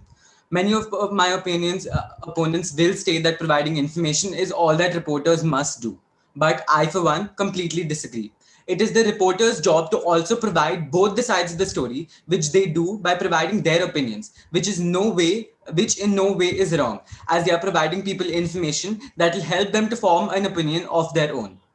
Also, in many news channels, the reporter first provides the information. Then there's a transition on the TV and it shows on the screen a group of people continuously debating for and against the topic, which again provides enough information for the public to make up their mind. Now, I am sure all of you are aware about how the government forced the news agencies to hide the actual COVID cases. Yet, many news agencies didn't agree to this as they wanted the people to know the truth and they provided correct and true information for the betterment of people. This is how the media provides information and not made up or opinionated data to the public. Now, coming to the next point, taking an example of what happened in Delhi, where a woman was stabbed 25 times by her husband in broad daylight. Here, in this particular situation, the news agencies made sure that they provide a manufactured opinion, as there is no need to provide the information on why the killer did so, as he has no right to take anyone's lives. There are many such cases where the media is required to give or to take a manufactured opinion in order to educate the public about what is correct and what is wrong. To conclude, I would like to very well and firmly state that I strongly believe that media should provide manufactured opinions when needed and go on with what they do daily, that is, provide the public with information on happenings of the world. Thank you. You may ask your questions. Hafsa, sorry, Tanush, you may ask your question. I would like to address my question to the chair. Nakul, don't you think that media these days is impressing more than impacting the lives of the people? And how do they improve that? Thank you for your question. I completely disagree with what you say. They do impact people's lives as they talk about real life happenings in the world. They talk about climate change. They're talking about the COVID, the pandemic, which is currently going on. Many news agencies are giving they are giving true information, which is impacting people's lives daily. So I completely disagree with what you have said, and I hope I've answered your question. Shambhavi, you may ask your question.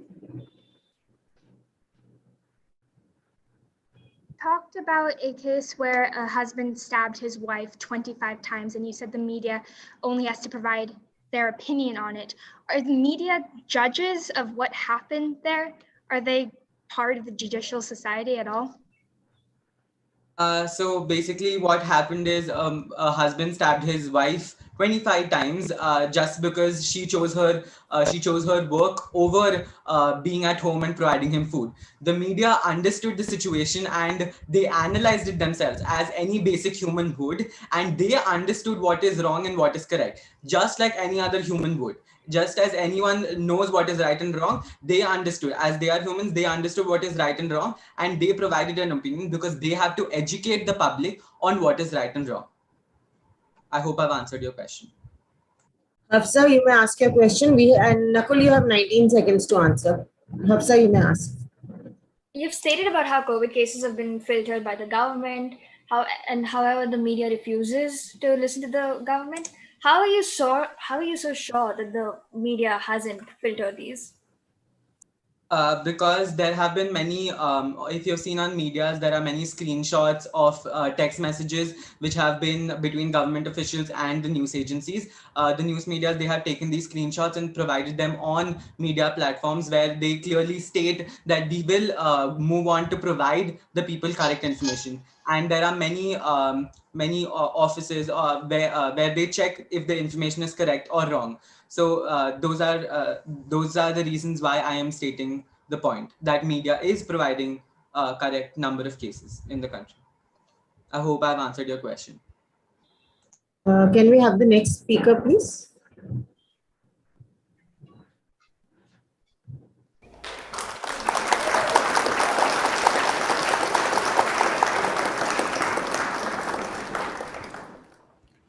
Thank you, Nakul. I now request Ms. Hafsa Khamkar from Team G to present her views for the motion. The media is the most powerful entity on earth. They have the power to make the innocent look guilty and the guilty look innocent.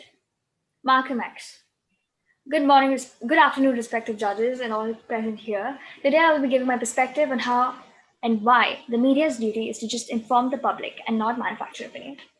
The media has the power to manipulate, persuade, and influence the members of society. It can even control the world in both positive and negative ways. Help me. The cover of US Weekly blared in all caps below a photo of Britney Spears with her hair buzzed off, and People magazines promised the readers that inside Britney's breakdown about her wild partying age and how she's sobbing in public and how she shaved her head off. What? This is a 26-year-old whose entire life has been falsified by the media. The media is willing to do anything for the sake of more views, more readers, and more money. According to the Global Web Index, 54% of daily media time is online. This basically means that there's constant news that's spread around the world with just a single tap of your phone.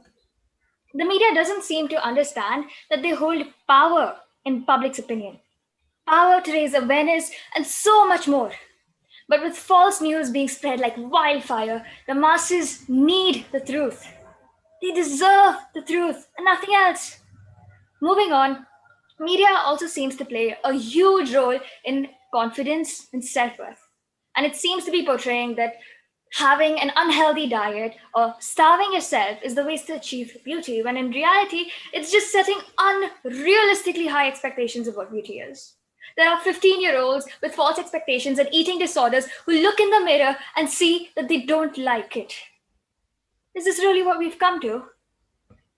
Moving on, I'd like to say that there were many news outlets like Times of India, Hindustan Times have showed the COVID cases that have been upshot. And so did the frequency of viral messages that claim to know the source, the cause, the prevention, and the cure of the virus. And that brought the world and India to a complete standstill. Is this what really shows that media is trustworthy? If the issues we see are being addressed and falsified. Concluding, I'd like to say that media is only supposed to provide information and truth rather than formulating their own stories and filtered opinions. Thank you. Nakul, you may ask your question. Yeah. Hi, Hafsa. So my question is, you very well stated about the Britney Spears situation. So I would like to state that channels like BBC, Washington Post, and New York Times, CNN, and many other news sites have recorded that reporters have gone themselves outside the courtrooms where people stand and protest that Britney Spears should be free, etc. They have recorded that, and they have written on their blogs on why what is happening to her is wrong. So what would you like to say about that? Thank you for your question, Nakul. I'd like to respond by saying that why did it take such a long time for this media coverage has been provided for Britney? We all know that today the Free Britney is a trending hashtag on Twitter, right? There are many celebrities, there are many news outlets, there's social media even that's helping Britney achieve justice. But back then, when media was falsifying all these things about Miss Spears, it just didn't seem right. At that point of time, and even now, there are people who don't think that Britney deserves what she's going through. I hope that gives you a satisfactory answer. Thank you for your answer. Aditi, you may ask your question. Thank you, ma'am. Good afternoon, Hafsa. I would like to ask you, so do you support free media or restricted media? Because if we restrict media, then it might create an emergency situation once again in India. Could you please elaborate more, Aditi, on your question? I'm asking you that, do you support free media, or are you saying that we should put restrictions of media which might result in an emergency situation that happened in 1975? No, I'm basically saying, thank you for what you've asked. Hafsa, you have 11 seconds to answer. Thank you, Ma. So I'm basically saying that media projects what they want to, right? For TRP, for views, for money. This is man's greed. I hope that satisfies you. Thank you, Hafsa. May we have the next speaker?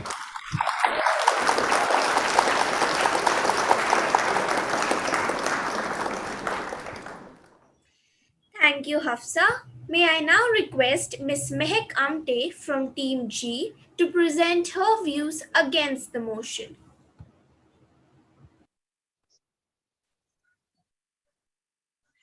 Journalism has a distinct place in familiarizing and expressing public opinion.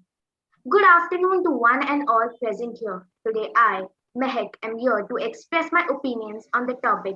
Media's duty is to inform the public, not manufacture opinions. Public opinion is an amalgamation of opinions, views, beliefs, and attitudes of individuals which can be on a particular significant matter, voiced by a comparatively significant segment of the society. Mass media works as a medium between the government and the public. Public opinion matters as with the help of public opinion, several policy decisions can be taken by the government. Public opinion is the first essential of democracy, and the role played by the media in forming the public opinion is immense. Thus, the success of a democracy is very much based upon the effectiveness of such self-regulation practices of media. Listening to others' opinions can help one in making their own unique opinions. For instance, the recent killing of Asians has brought the topic of Asian hate on the forefront, and the media has helped in spreading the movement across the world by bashing people who spread Asian hate. It can be an eye opener for the reality of the government's work. For example, the news channels in India clearly showed how the migrants in the country were walking back to the states in the tremendous heat, and that too barefoot without food and water for days. They held many debates with the politicians from the political party of the government, which made the public realize the gravity of the situation. Many common people, as well as celebrities, helped these migrants and pressured the government to help these migrants in reaching their states and homes. The government finally obliged, and the transport was specially opened for these workers. In conclusion, media has influenced public opinion for over 500 years, should rightfully keep doing so that the common public has more opinions to choose from and turn them into their own perspective. Thank you. You may ask questions now. Tanush, you may ask your question. I would like to address this question to the chair. Mike, don't you think that media these days is showing fake perfect lifestyles, which is impacting the lives of the youth in an adverse way? Thank you for your question. And my answer to this is the media might show lavish lifestyles, but these lavish lifestyles are for lavish celebrities. And celebrities are not paid much attention by from other people except for their own fans. The fans will support these people, but the other people know the truth. And nowadays, people are much more informed than they used to be in the past. And I think that people know the reality of such celebrities. Thank you. Sarah, you may ask your question. So Mehak, you mentioned that if there are many opinions or broadcasted, then it would be easier for people to choose. But how are you sure about this? Won't people get confused, and wouldn't too many opinions confuse people? And shouldn't there be stating of facts rather than opinions? Thank you for your question. And my answer to this is no, only facts shouldn't be shown, because facts can only lead to a negative or positive. It can only show the negative or positive aspect, but opinions can show both sides of the coin, and it can show how if one supports the matter, how will it go? If one does not support the matter, how it will go. And as you said of the confused people, confusion, you know yourself the best. People know themselves the best. They know what works best for them. They understand. It's not that they don't have their own heads and they don't have their own opinions. Thus, opinions from the public as well as the TV channels and media help in making your own opinions. Thank you. Thank you, Mehak. We will now have the next speaker coming up.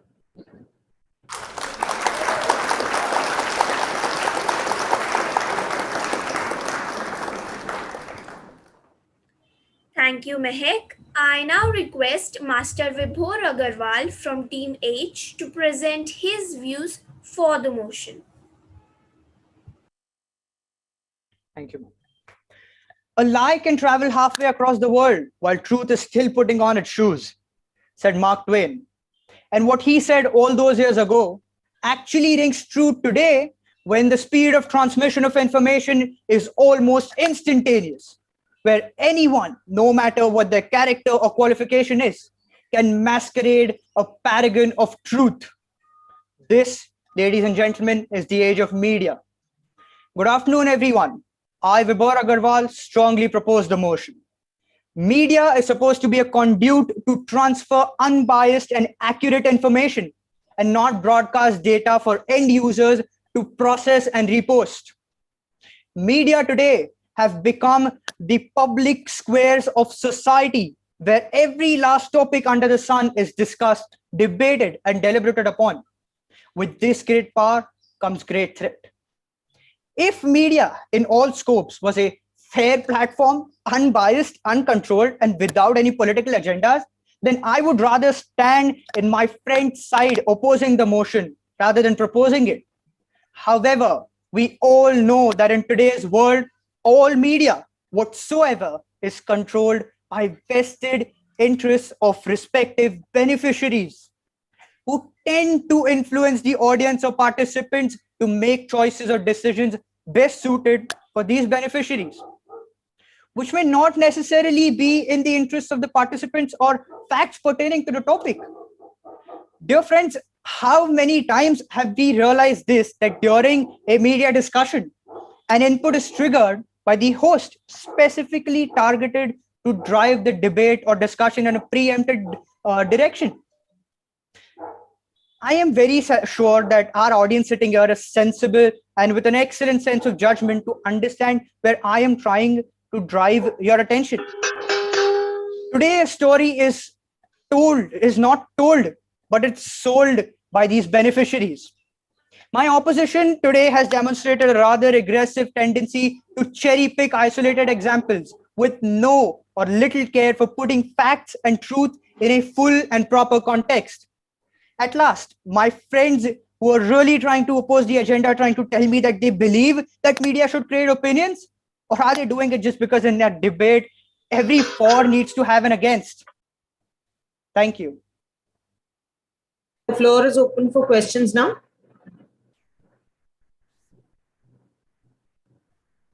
Akshat, you may ask your question. Yes. Right. So, sir, what are you doing here? What are you doing? You're presenting your opinion on a topic. Then how can you say that the media doing it is wrong? How can you say that it's false when you yourself are presenting your opinion on a subject? Why doesn't the media have that right? Thank you, sir, for your question. So first of all, media is like a knife. When in the hands of a chef, it can be used to make delicacies, but when in the hands of a killer, it is used to kill. Long gone are those days when media was in the hands of a chef. Today, it is in the hands of killers who work for beneficiaries, for political agendas. I support truthful media, sir. I'm just saying that media should not be allowed to make opinions. They should give facts and truths, not make opinions. I hope I've answered you, sir. Kavya, you may ask your question. Yes. The proposition mentioned that certain television channels have vested interests. I ask you, sir, that media is merely a watchdog of the government. They need to adhere to the rules while propagating hard truths and facts about the case. My question to you is that with respect to the heinous rape case, how else would you inform the people? How else would you evoke response and opinion out of them so as to demand for justice and truth? Ma'am, I'm extremely sorry, but your voice was breaking. Can you please repeat the second half of your question? Of course. So my question to you is that regarding the heinous Nirbhaya rape case, how else do you propose we propagate information, we propagate the hard truths and facts of the case, we convey them to the people and evoke a response, evoke opinion out of them so as to demand justice and truth? Thank you, ma'am.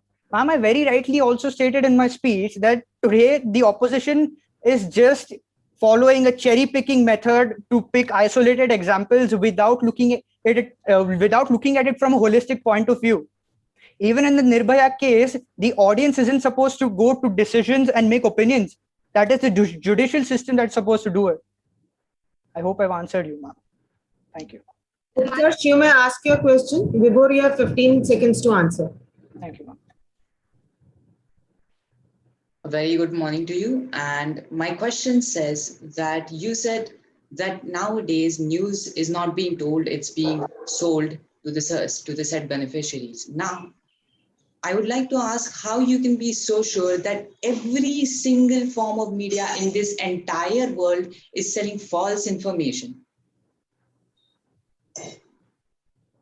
Thank you, sir. Sir, I'm not very sure, and I'm not saying that every single media source in this world is selling news. But the fact is, today media is in the hands of killers. Not everyone is a chef. Thank you, ma'am. I hope I've answered you, sir. Thank you. Shall we go on to the next speaker, please? Thank you, Vibhor.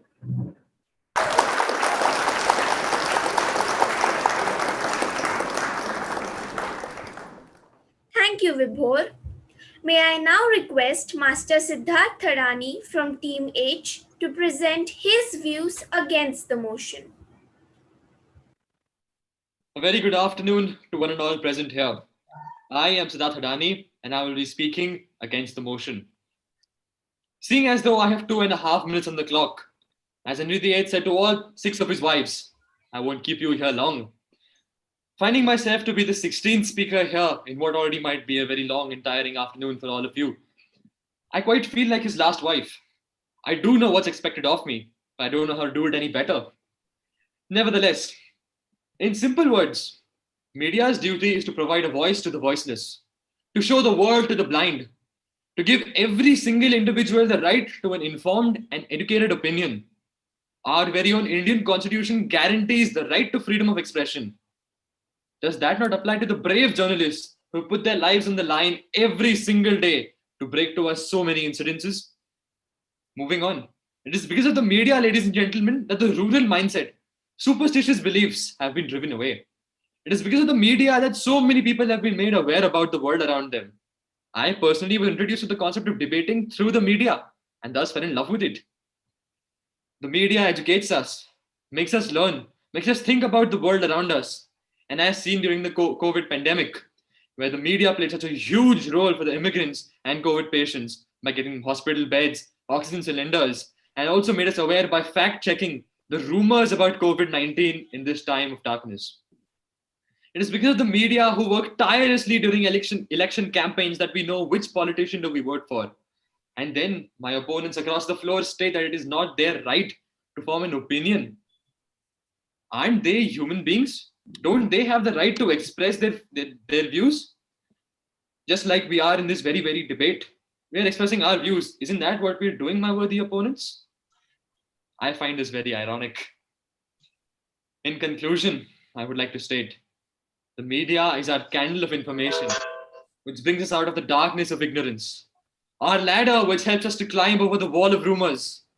And with so many media personals working for more than 15 hours a day to keep us informed, to keep us safe, we sit at home and say they have a biased opinion. This is fake news. Ladies and gentlemen, isn't this the pinnacle of hypocrisy?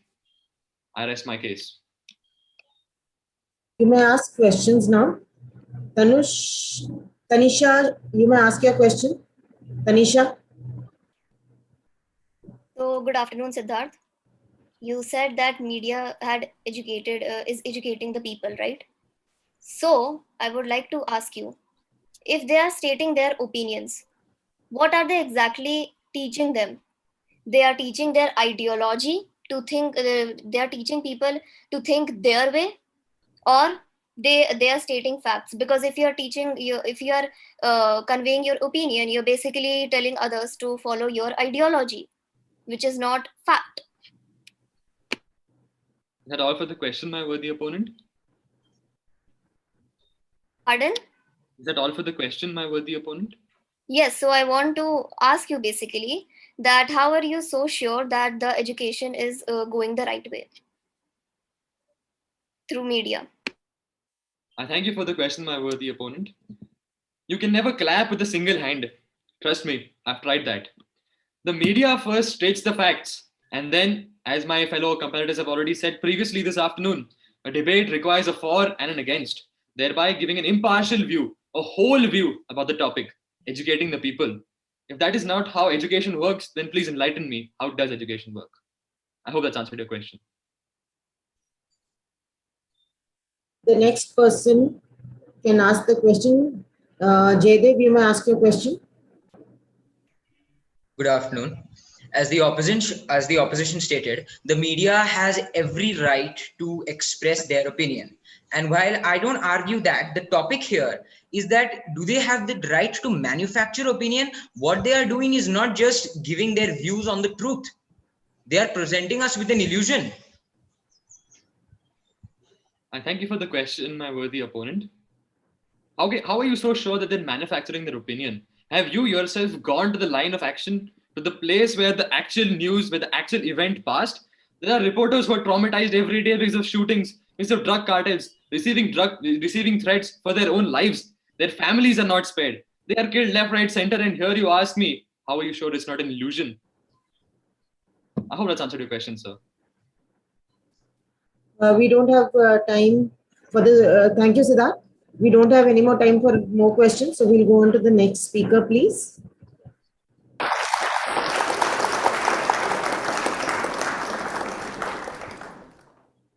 Thank you, Siddharth. I now request Ms. Ayana Pravesh from Team I to present her views for the motion. It is rightly said by Jim Morrison, whoever controls the media controls the mind. A very good afternoon to the respected judges, teachers, and my fellow opponents. I will be presenting for the motion. Human nature is such that it makes the public eager to know their surrounding. The tendency to be informed, such an atypical nature, makes them prone to being dependent on and influenced by the information they receive without being critical of its authenticity. It turns out that information providers sometimes not only provide the basic information, but also express their opinion on it. The media has the power to change people's perspective on an issue. It is important to inform the media fairly and equitably. The media needs to understand the importance of being the result of events and report issues fairly and neutrally. They need to present all aspects of the event to the public. To take an example, the hold of Donald Trump on the media and dominating news coverage led to the rise of Trump. It was difficult for other Republican candidates to break out. Effect of Trump on media resulted in him being elected because even people who did not find him appealing had their opinions changed due to Trump's presence in media. The hold of media on society is so severe that even politicians and other leaders have noticed and used media to bend people's mind. Hence, it is important to understand that the media plays an important role in generating public opinion, influencing people's mood, and therefore need to be presented fairly. The press and the media do not reflect reality. They filter and shape it. And so I feel that the media's role should be limited to presenting the facts, and it should be responsibility of the public to form an opinion. Thank you.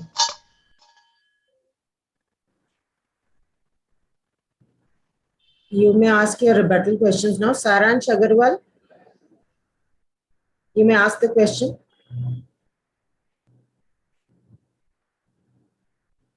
We cannot hear you.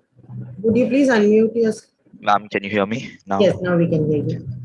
Ayana, you said that the media should report facts responsibly, but don't you think that the media has the right to express their opinions and it is up to the masses to believe what the truth is? Thank you for the question. No, actually, I disagree with you. Media in itself is very important in a democracy and even other forms of the government. That is why we do not have censorship laws on the media. The media is supposed to present the facts, it's supposed to give out information, both the pros and the cons, and it is up to the public to form an opinion.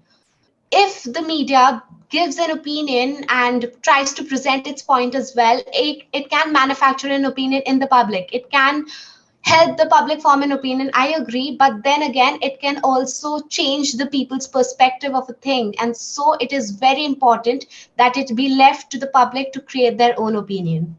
Thank you. I hope I answered your question. Uh, Yashvi, you may ask your question. Yashvi, you may ask your question. You said that Trump tried to control the media and people get influenced. So is it only media's fault? Is it not the people's fault that they get influenced and uh, the government to try to influence the media? And sometimes it is that if you are given negative, for example, if you feel that the information is wrong, you will oppose more and will present your opinion more. If you're given an opinion to, like for a debate, if you're saying something against me, I would have more encouragement or motivation to present my opinion. Thank you for the question. As you took the Donald Trump's case into consideration at the moment, the Donald Trump's case is kind of peculiar because it was both the rise and fall of Donald Trump that was due to media. As you see, the rise happened because the media filtered the facts and manipulated the facts, and so the public was given an unfair opinion and unfair facts. And the fall happened because finally accurate facts were provided and the public got to make its own opinion. So I hope I answered your question. Thank you. Okay. Thank you. We'll go on to the next speaker.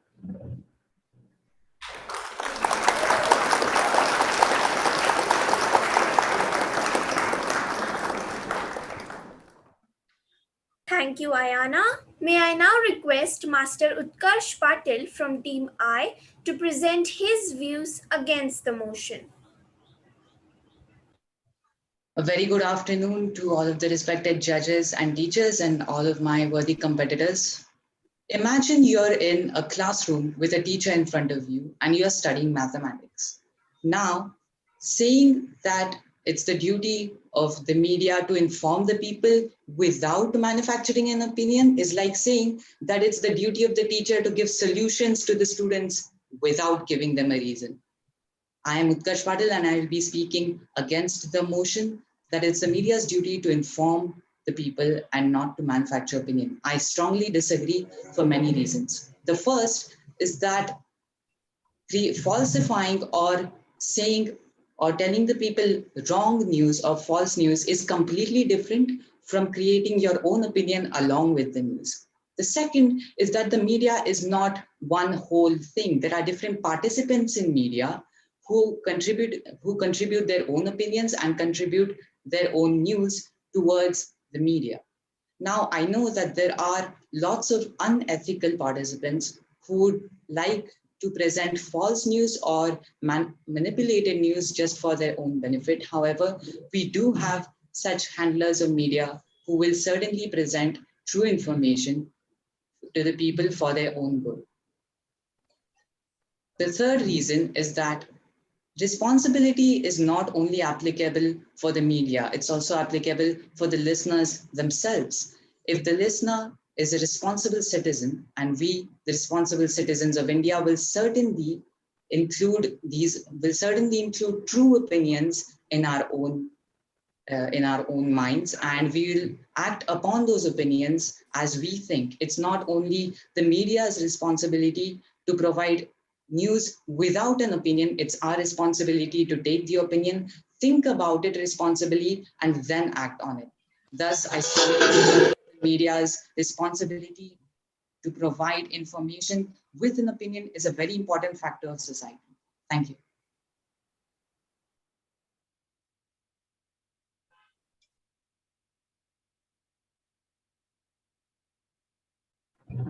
Thank you. Now we throw the floor open for questions. Tanisha, you may ask your question. Good afternoon, Utkarsh. So you started with math, right? An example of math. Yes. I, on a personal note, like math a lot, and and as far as I know, it is full of logic and reasons actually. In math, opinions are not mattered. It is all based on facts.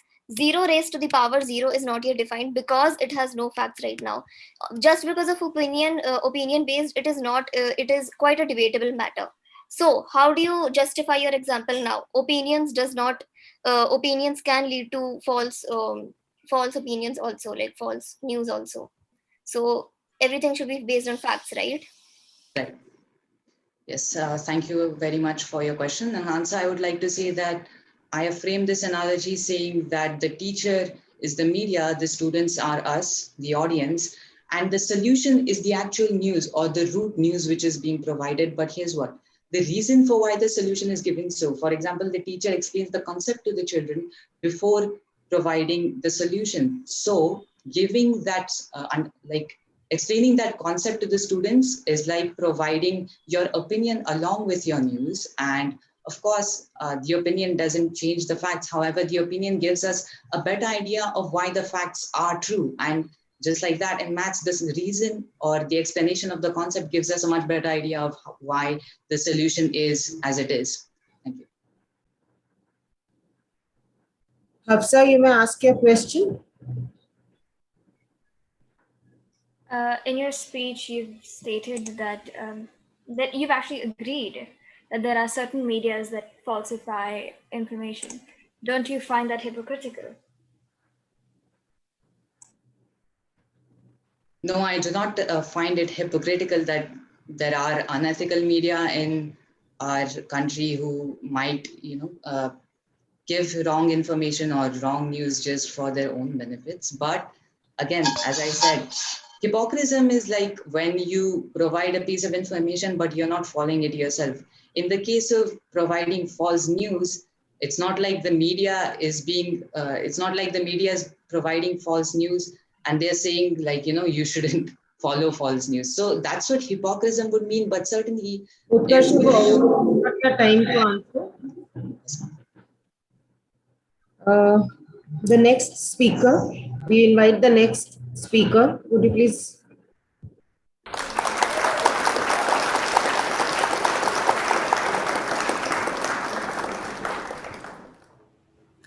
Thank you, Utkarsh. I now request Ms. Gurbani Sabajot Saroa from Team J to present her views for the motion. Thank you. May I begin? I'm joining the Union Cabinet. You wouldn't believe it, right? But imagine if you read that in the newspaper. And this is the power of media. Therefore, it becomes very important for the media to be sensitive about its duty. Good afternoon, Madam Moderator, respected judges, and everybody present here. Media is the most powerful entity in the world, but it should not be given the right to make the guilty innocent and the innocent guilty. Though we just saw about an hour ago how the spinning wheel made me the second last speaker for the day. It is the duty of the media to report facts to the masses with honesty, credibility, and in a lawful manner. They have the responsibility and duty of not creating fear in the minds of the rulers and those ruled. Pardon me, I know we live in a democracy, but this principle of responsible reporting applies to all forms of government. Now let's take the example of the LGBTQ community campaigns and how the media all around the world is suggesting ways, right and wrong, of getting them acceptance in the society. China being the most recent point in course. Now, I'm not suggesting that the media should not report opinions of the masses. But what I vehemently oppose is the fact that media presents their opinions on opinions and their opinions on events. Though my opposition has claimed otherwise very powerfully in the past. I think, therefore I am. So I don't need ready to eat food packets to process data and to formulate opinions. Mark Twain's quote is ad rem. People believe and are convinced what they get out of a newspaper. You see, this is where the harm lies. And before I rest my case, I want all of us to have truth as a matter of fact and not as a matter of consensus. So, my dear media, stop formulating consensus, report facts. Thank you. Thank you. Kavya, you may ask your question. Yes, thank you. The proposition mentioned that the media should propagate facts and not fake news or express their own personal opinions. Well, I have statistics that say that 95 to 98% of what the media propagates are cold, hard truths. They are facts, they're undisputable facts, and the rest, 4 to 5%, they may it work due to TRPs. So what do you have to say on that? I appreciate your question, Kavya. But in response to your statistics, I would like to bring in mention Benjamin Disraeli. And I would like the judges to pay special attention to what I say right now. There are three kinds of lies: lies, damned lies, and statistics. So, what I want the House and everybody else present here to not believe lies like statistics. And then you mention about how the media is propagating the truth through their opinions. But it is not for the media to formulate opinions. It's their responsibility and duty to inform and broadcast facts, which is not happening. Let's take the example of Sushant Singh Rajput's case. We have a sect of people, 6 say he committed suicide, and 4 say he was a murderer. So that's what the media should report, and not saying one side is right and the other side is wrong. I hope that answers your question. Thank you. Thank you, Gurbani. Now we have the last speaker for the day.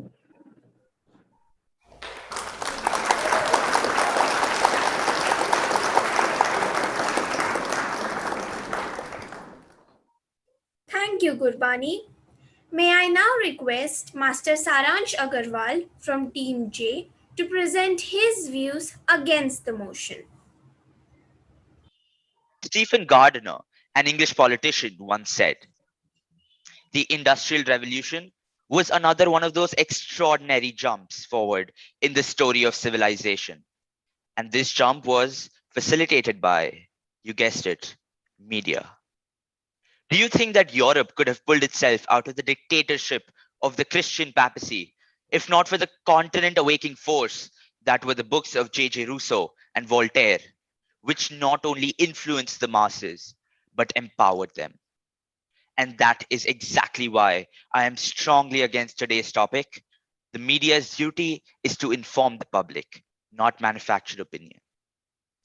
Napoleon Bonaparte once said, "In politics, stupidity is not a handicap." Well, democracy has 3 pillars. And like my fellow speakers have stated multiple times, media is the 4th. If democracy is to be saved, just informing the public is not enough. It never can be. We need the media to not only present facts, but to sensitize the population, to make them aware. The Black Lives Matter movement took the world by storm. It did more for the cause of racism than any movement in the history of civilization. Do you think that the movement could have spread not only across the USA, but across the world if the media, especially social media, had not sensitized the population? The answer is pretty simple. No. Now, my worthy opponents might ask, if the media influences people in their favor, won't it negatively affect the state of democracy? And my answer to that is no, it won't. Newton taught us that with every action, there is an equal and opposite reaction. With every media source advocating a certain set of views, there is another source advocating a different set of views. But how is this helpful, you ask? Well, it exposes the masses to different points of view. What you see is often not what you get, and just presenting the facts can lead to ambiguity among the masses. That's where the importance of the media presenting their opinions is further highlighted. Herbert Henry Lehman, an American politician, once said, "I must respect the opinions of others, even if I disagree with them." At the end of the day, it is up to a person himself to decide what he believes and what he does not. Thank you. Thank you. Tanush, you may ask your question. I would like to address my question to the chair. Saransh, don't you think that during the Taj attacks, most of the lives that were lost were due to the result of the media's actions? What could they have done at that time differently to prevent such destruction? I appreciate your question, Tanush, but I don't think I talked about what media does and their actions. The media, whatever the media did during the Taj attacks, which I'm not fully aware of, was an action of the media rather than them expressing their opinions. So I do not think that it is pertinent to my speech or what I advocated. I hope I have answered your question. Thank you. Shambhavi, you may ask your question. In your conclusion, you talked about how Could you please turn your camera? Yes. in your conclusion, you talked about how media is to have an opinion. Aren't the media also cherry picking information when they show a single opinion? Shouldn't they show information from both sides? Well, every story has two sides. And don't you think that they can cherry pick information while presenting facts as well? Recently, at my school, we had an inter-house debate where the topic was whether AI will be the end of humanity. And many of those who were speaking for the motion mentioned Elon Musk, Bill Gates stating how AI will be the end of humanity. But what I argued was that these facts or these quotes are often cherry picked. And the same applies to news outlets like Republic News, News TV 18, etc., etc. I hope I have answered your question. Thank you, Saransh.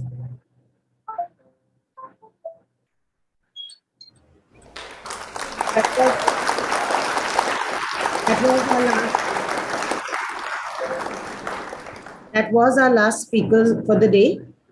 And while the judges calculate, I hand the results. I hand over to Siddhi for further. To Ishika. Let us listen to this melodious rendition by Nakul Siddharth and Satvika Nitya.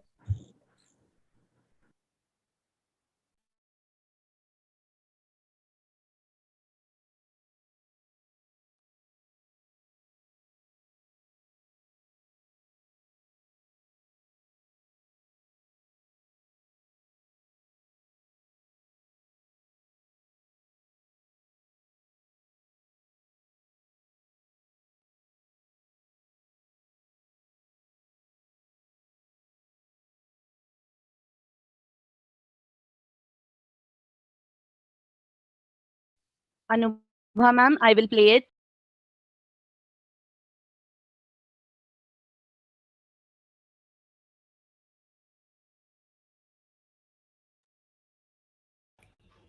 We love the earth, it is our planet. We love the earth, it is our home. We love the earth, it is our planet. We love the earth, it is our home. Badam badam bum badam bade. We are the creatures that live today. We're just some humans invading the earth, and I'm just a newborn. What's with this world? Hippity hop, I'm a 5-year-old. I hop all day up and down with you. I'm a grown man, I gotta heal the world. Damn, how to do that? Can y'all help me out? I'm a human trying to look up for the world, and I'm failing without having support. So Come on, get on. Giddy up, let's ride high. I'm anxiety. Don't let me. I am all peace and I'm disrupted all the time by all of you. We love you, India.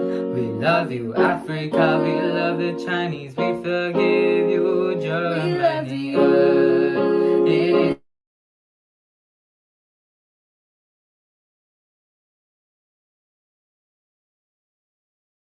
the planet. We love the earth. It is our home. We love the earth. It is our planet. We love the earth. It is our home.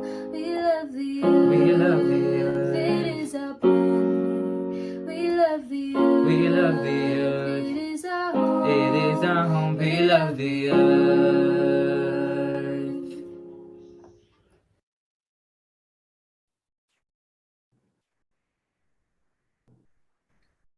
I would now request Ms. Tejashree Patil to share her words of wisdom with us.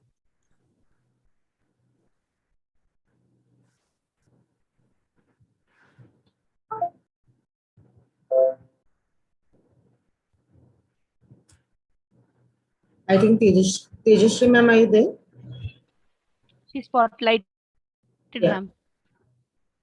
I think she's calculating the scores. Tejashree ma'am, can you hear us?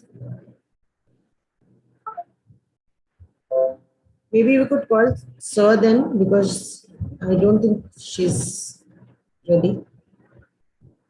I don't think she can hear us.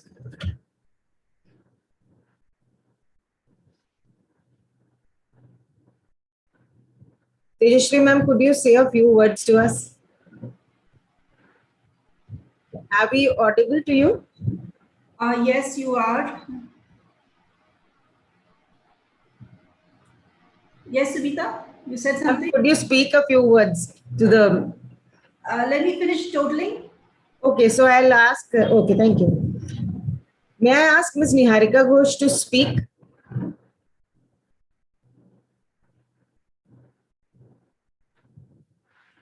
Hi. Can everyone hear me?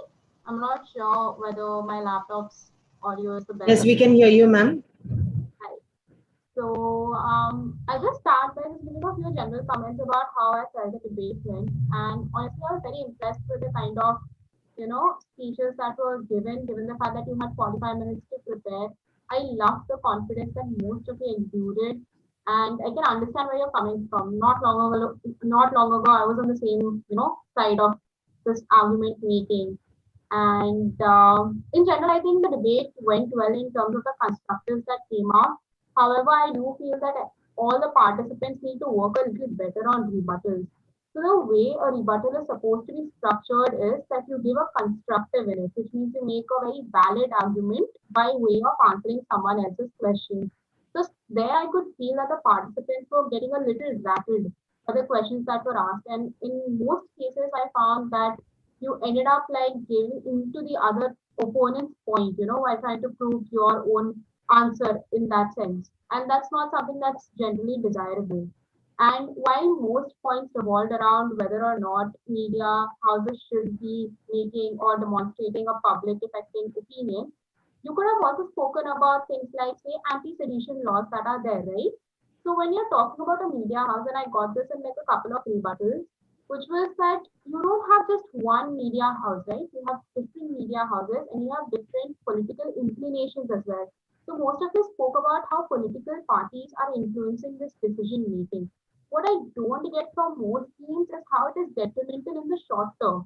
So for example, and I'm just taking a very loose example, when you're talking about, say, some of the attacks that happened, when, say, Pulwama happened in India, media had an opinion on it. And they did not have an opinion as to what happened. It was facts were presented by all media houses, but they had an opinion on how that should be dealt, right? So some of you discussed how policy level decisions are best taken by the government.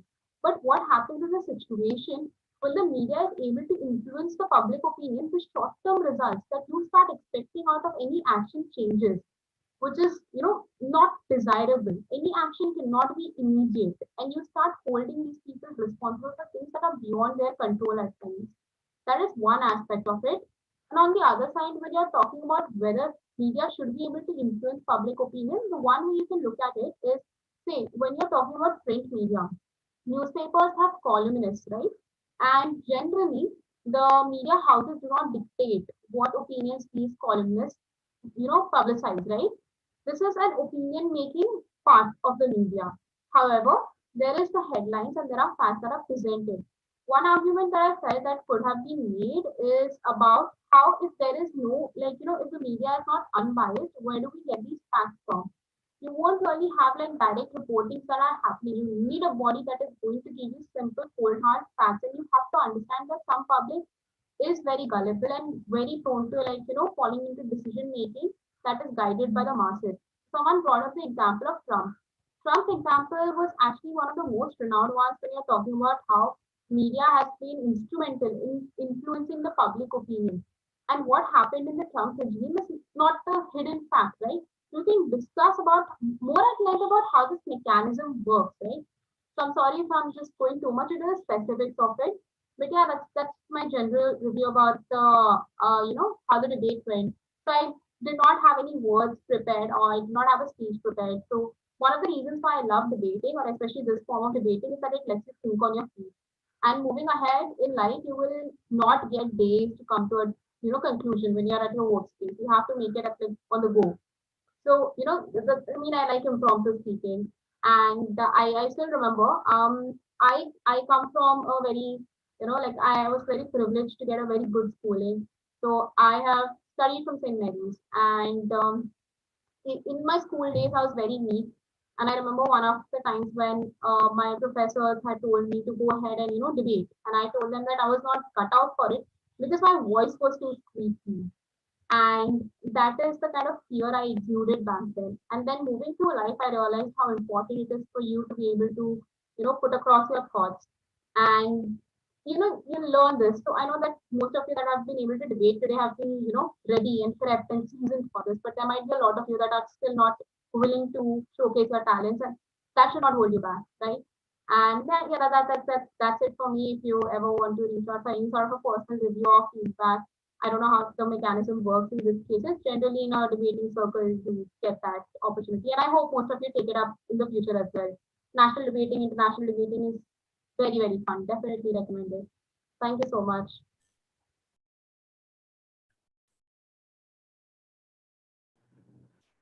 I would now request our principal, Mr. Devendra Kumar, to address us.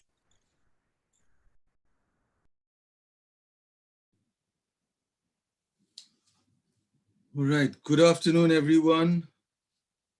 I think it was a wonderful afternoon we had, and we take this opportunity to thank everyone for being present and the students for the lovely session that we've had. Sumita, especially thanks to you and your entire department of the English team. I think you've done a great job. Thank you, sir. Gopa ma'am, Jyoti Shriji, Ritu Saxena, Bhavna Sareen, Afreen Sheikh, Deepa, and of course the tech team, Sarika, Anubha, and Jyoti Shurivanshi. I think you've done a wonderful job. As far as today's debate goes, I think by and large, the impression I seem to get is that students are more into internet facts and opinions that are being generated rather than actually reading across the board. So the examples that come through are virtually common across the board. One thing is notable is that the confidence of the students who are expressing themselves here on this platform is great. That's very heartwarming to see that you can actually stand on your own feet and opinionate with such confidence. That was good. Was looking for a little more of diverse examples and issues being brought in. But what was brought in with a lot of confidence. And I would like to thank the people, all the students. I think 45 minutes is at your level, the slightly shortish time to actually prepare for something and then not being allowed a script to go on. You don't take support of any of your prepared material. By and large, I thought it was good. The students had done well, and you can pat yourself on the back. And thank you once again, everybody, for the wonderful session we've had. Thank you, sir.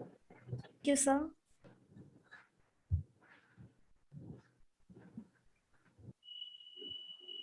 Hi, Sumita. Ma'am, you're muted, Sumita ma'am. Could you say a few words to us? Sure, I can, yes. First and foremost, thank you so much, everybody, for inviting me to this lovely debate. Debating is something that I really enjoy. And contrary to what most of the students said towards the end, that probably the judges are bored stiff of listening to all the examples and the arguments, it's quite the contrary, actually. We enjoyed it thoroughly. I enjoyed it thoroughly. And it was nice to see that some of you are very informed. Some of you are very informed. I'll give you your scores in a moment, Sumita. So, hello. With regards to the competition, I think it came across the students who are very fluent in their language, the students who are very clear in their thoughts, that came across very clearly. Not to dissuade the others, but I think debating is a very healthy way to have a discussion, and that is a sign of a healthy society. Having said that, I found a few things that maybe you could take as feedback. The question and answer session, the rebuttal, the questions need to be crisp and the answers also need to be crisp. You cannot go explaining every point to such an extent that the person listening to it, sometimes forgets what the question is. But overall, I think the content was amazing, and some of you gave such beautiful examples. You kind of raked up all those during the independence times, or the influence of the newspapers and the media.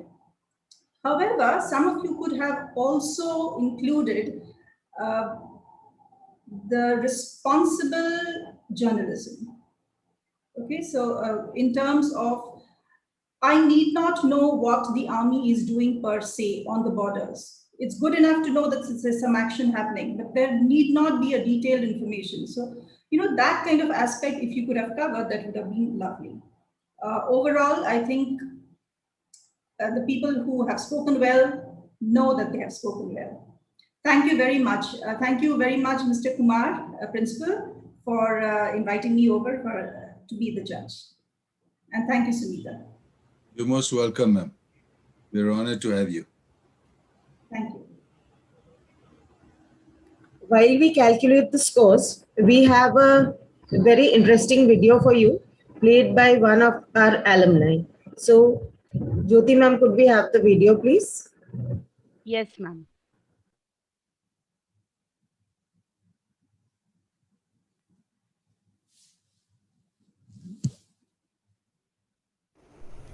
Hello friends, I'm Vignesh Iyer. I'm going to perform a jugalbandi with my percussion instruments for a Western classical fusion song, Shape of You.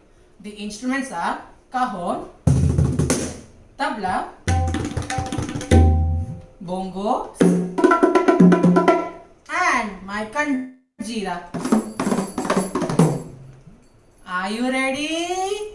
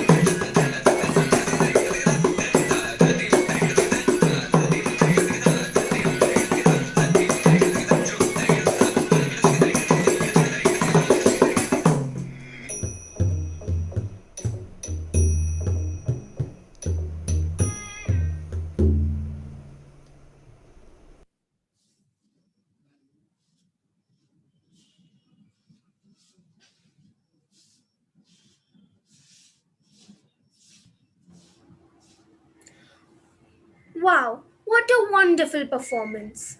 Now we have the moment we have all been waiting for, declaration of the result. It will take a few more minutes for the results to be declared. Reema ma'am, would you like to say a few words? I request our HM, Headmistress Secondary, Mrs. Reema Bhattacharya, to speak. Thank you, Sumita ma'am. So while the results are being calculated, first of all, I would say that I could see the fundamental rights of expression being fully being utilized to the fullest, which was really heartening. I was very impressed with the diverse point of view that you people brought out. Also that you people are so well informed about what is happening around you. I think each one of you did a fantastic job, and I congratulate all of you for your efforts. That's all what I have to say. I know that you all are waiting. Hopefully we'll get the results.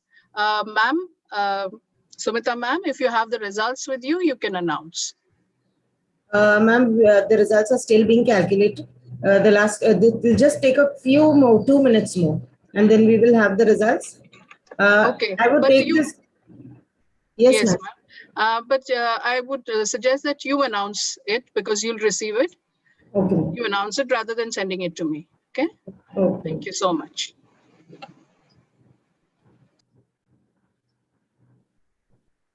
Who was the person who played the musical instrument? He was one of our ex-students just passed this year, Vignesh Iyer. Okay. Very nice. My compliments to him. Thank you, ma'am. We'll convey it.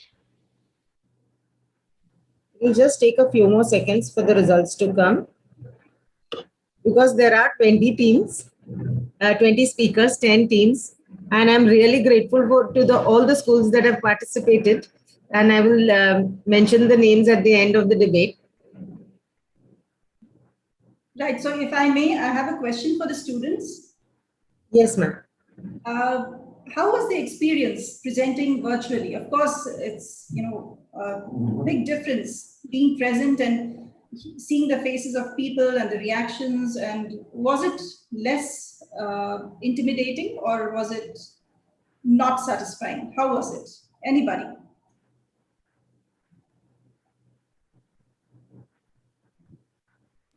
Yeah, Kavya, you can go ahead. Thank you, ma'am.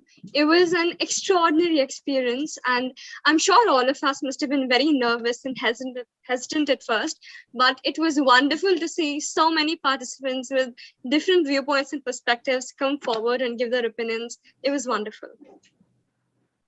Yes, my question was about the platform, the virtual platform or in person? Well, of course, ma'am, all of us would prefer in person any day. The physical interaction and affiliation you have with the person standing in front of you, the gestures you make, it cannot be compared to what we have online. So were you less nervous while presenting virtually? Yes, miss, I was less nervous because let's admit it, speaking to a screen is far more easier than speaking to a room full of people looking at you and expecting you to say something right. Yes. Okay. Utkarsh, you can also go ahead. Yes, ma'am. The forum definitely does make a difference. Like performing or presenting on an online platform does make a difference because in a regular debate you would have an audience. So like the aura or the environment which is created by the audience and all of your fellow competitors, that's much more effective. It affects your speaking a lot more. And obviously there might be different ways, whether it's positive or negative is one way of thinking about it, whether it's the different properties which are affecting you is a different way of thinking about it. So in both the cases, I think these platforms are making a lot of difference, and it's happy to see that we are getting an opportunity to present like this on an online platform as well. Thank you. Yashvi, could we have your views about it? Yes, ma'am. So there are both positive and negative aspects of it. The more negative could be that you don't get to see the gestures of the people or the emotions very well. But the positive aspect is that distance is not a barrier. You can talk with anyone.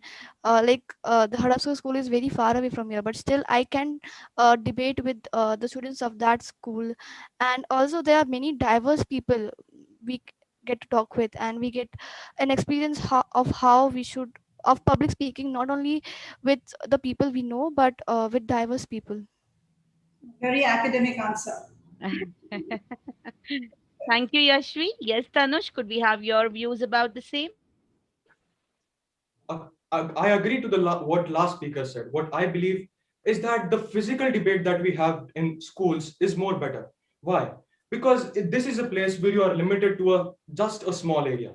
During the physical debate, you can use the stage, you can show your gestures, but during this online debate, you can't, even how much ever you try to modulate your voice, the people sitting in front of you can't hear it. The next point I think is that when you are giving your speech, you maintain that level of eye contact with the audience. When you crack a joke or just a humorous line comes, you see the people start laughing, and that gives you more confidence to speak. But during this online platform, just we are the only ones who see ourselves. Everyone has their video switched off. So I think that it reduces a bit of confidence. But personally, I think that the offline debate is always the best choice to go for. Anush is not out of his debating. He's still into the debate. Thank you, Tanush. Maybe have the next speaker. That is, I guess, Mahek. Yes. First of all, good afternoon, ma'am. Ma'am, I have never been to an offline debate yet. This is my first time going on a debate platform, and this experience made me realize how much more nervous I would have been if it would have been offline. I would have been, my knees would have been cracking by this time. I would have, and even on an online platform, the debate did not stop. That's the best thing. We all had at least had this event. We should be thankful that we had this event. If in such times, had it been offline, of course it would have been better. We would have gotten better chances and better way of speaking and expressing ourselves. But even online was nothing less. Wonderful. You Thank all you, ma'am. have a great debating career ahead. Thank you, Mahek. Yes, Akshad. Right. So to begin with, offline has a certain charm that online can never get. And when you first enter a hall to debate or discuss something, you see someone, and from the body language itself, sometimes you decide, like, I have to question this guy, come what may. That cannot happen in online because all you see is just this much and nothing below that. So you cannot judge the body language of a person. But nevertheless, I would like to thank PPS for organizing this debate, and it really helped me on a topic which I would rather not talk about much.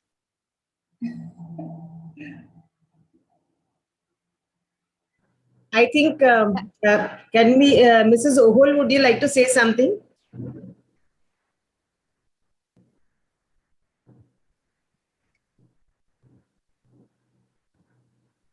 Good afternoon, everyone. I would really like to thank PPS for organizing this debate this morning. It has been a wonderful experience. Yes, we all have been online and for a very long time, I must say, but at least the children have got this opportunity to participate and express their views. It is very important in today's times where children learn to think on their feet and express themselves confidently. So I really thank PPS for organizing this, and it has been a wonderful morning. Whether there were, even though there were 20 participants, we enjoyed each and every participant, what they spoke, what they expressed. It has been an excellent day. Thank you so much. So, Dakshina ma'am, would you like to say something? Would you say something about the debate or anything else? Good afternoon. Good afternoon. It was a wonderful experience. Wonderful experience. Actually, never imagined that you could actually conduct a debate like this on screen, live. We are all watching on YouTube. We have always children have participated in debates where they are on the stage, at the podium. So, and particularly congratulations to you all for organizing it very well. The Wheel of Fortune was amazing. Very good. We really enjoyed it. Thank you. Thank you, ma'am. This is Papia Chaudhary. Would you like to say a few words too?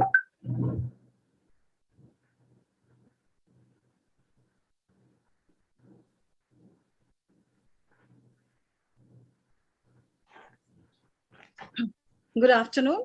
It was indeed a very, very rewarding experience. First and foremost, I must congratulate all the participants. You know, it's not easy to debate offline, online, and that speak in, prepare within 45 minutes, as Mr. Devendra Kumar rightly pointed out. It was a little shortish, and it was very beautifully, I mean, you touched upon different topics, points, and debated with confidence, you were very persuasive and cited examples, and you did a very good job. Hearty congratulations to all participants. And I also extend my congratulations to PPS for organizing this event. It is really not so easy, to organize such events online, and it was very beautifully done. And for the participants, I would like to refer to what Abraham Lincoln had written to his teacher about the sons, how to, groom his son. He had said, teach him to listen to all men, but teach him to filter all that he hears on a screen of truth. That, I think, is an important message that is connected with today's topic. We really you need to be the processor. We get to hear, like the debate has two sides, but no end. So we get to hear information, we get news from all quarters, all media houses, but you must not get carried away. It is important that you filter that you hear on a screen of truth. Thank you very much. It was a rewarding experience. Thank you. Okay, we have the results ready. Sorry for the delay, but the results are here. So any guesses for which would be the best team?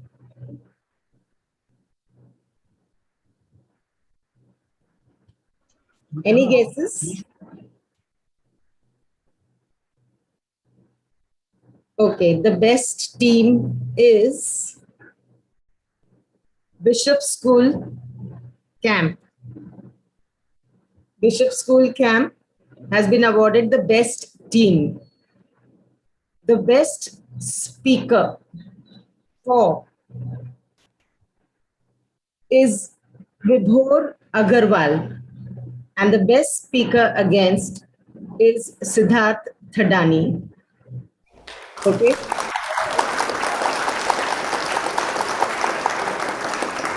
And I would like to take this opportunity to thank all the schools that have participated. Bishop School Camp, St. Mary's School, Wisdom World Vakar, Wisdom World Hadapsar, Euro School Undri, Amanora School, and the 3 branches of Pawar Public School, Pawar Public School Hadapsar, Pawar Public School Hinjewadi, and Pawar Public School Nanded City. I hope we have not forgotten anyone. Magarpatta School. Thank you, Magarpatta School. Vidya Pratishthan's Magarpatta City School. Thank you. I forgot to add your name. So the 10 teams that participated, thank you so much for being here. And now I hand over to Apurva for the vote of thanks.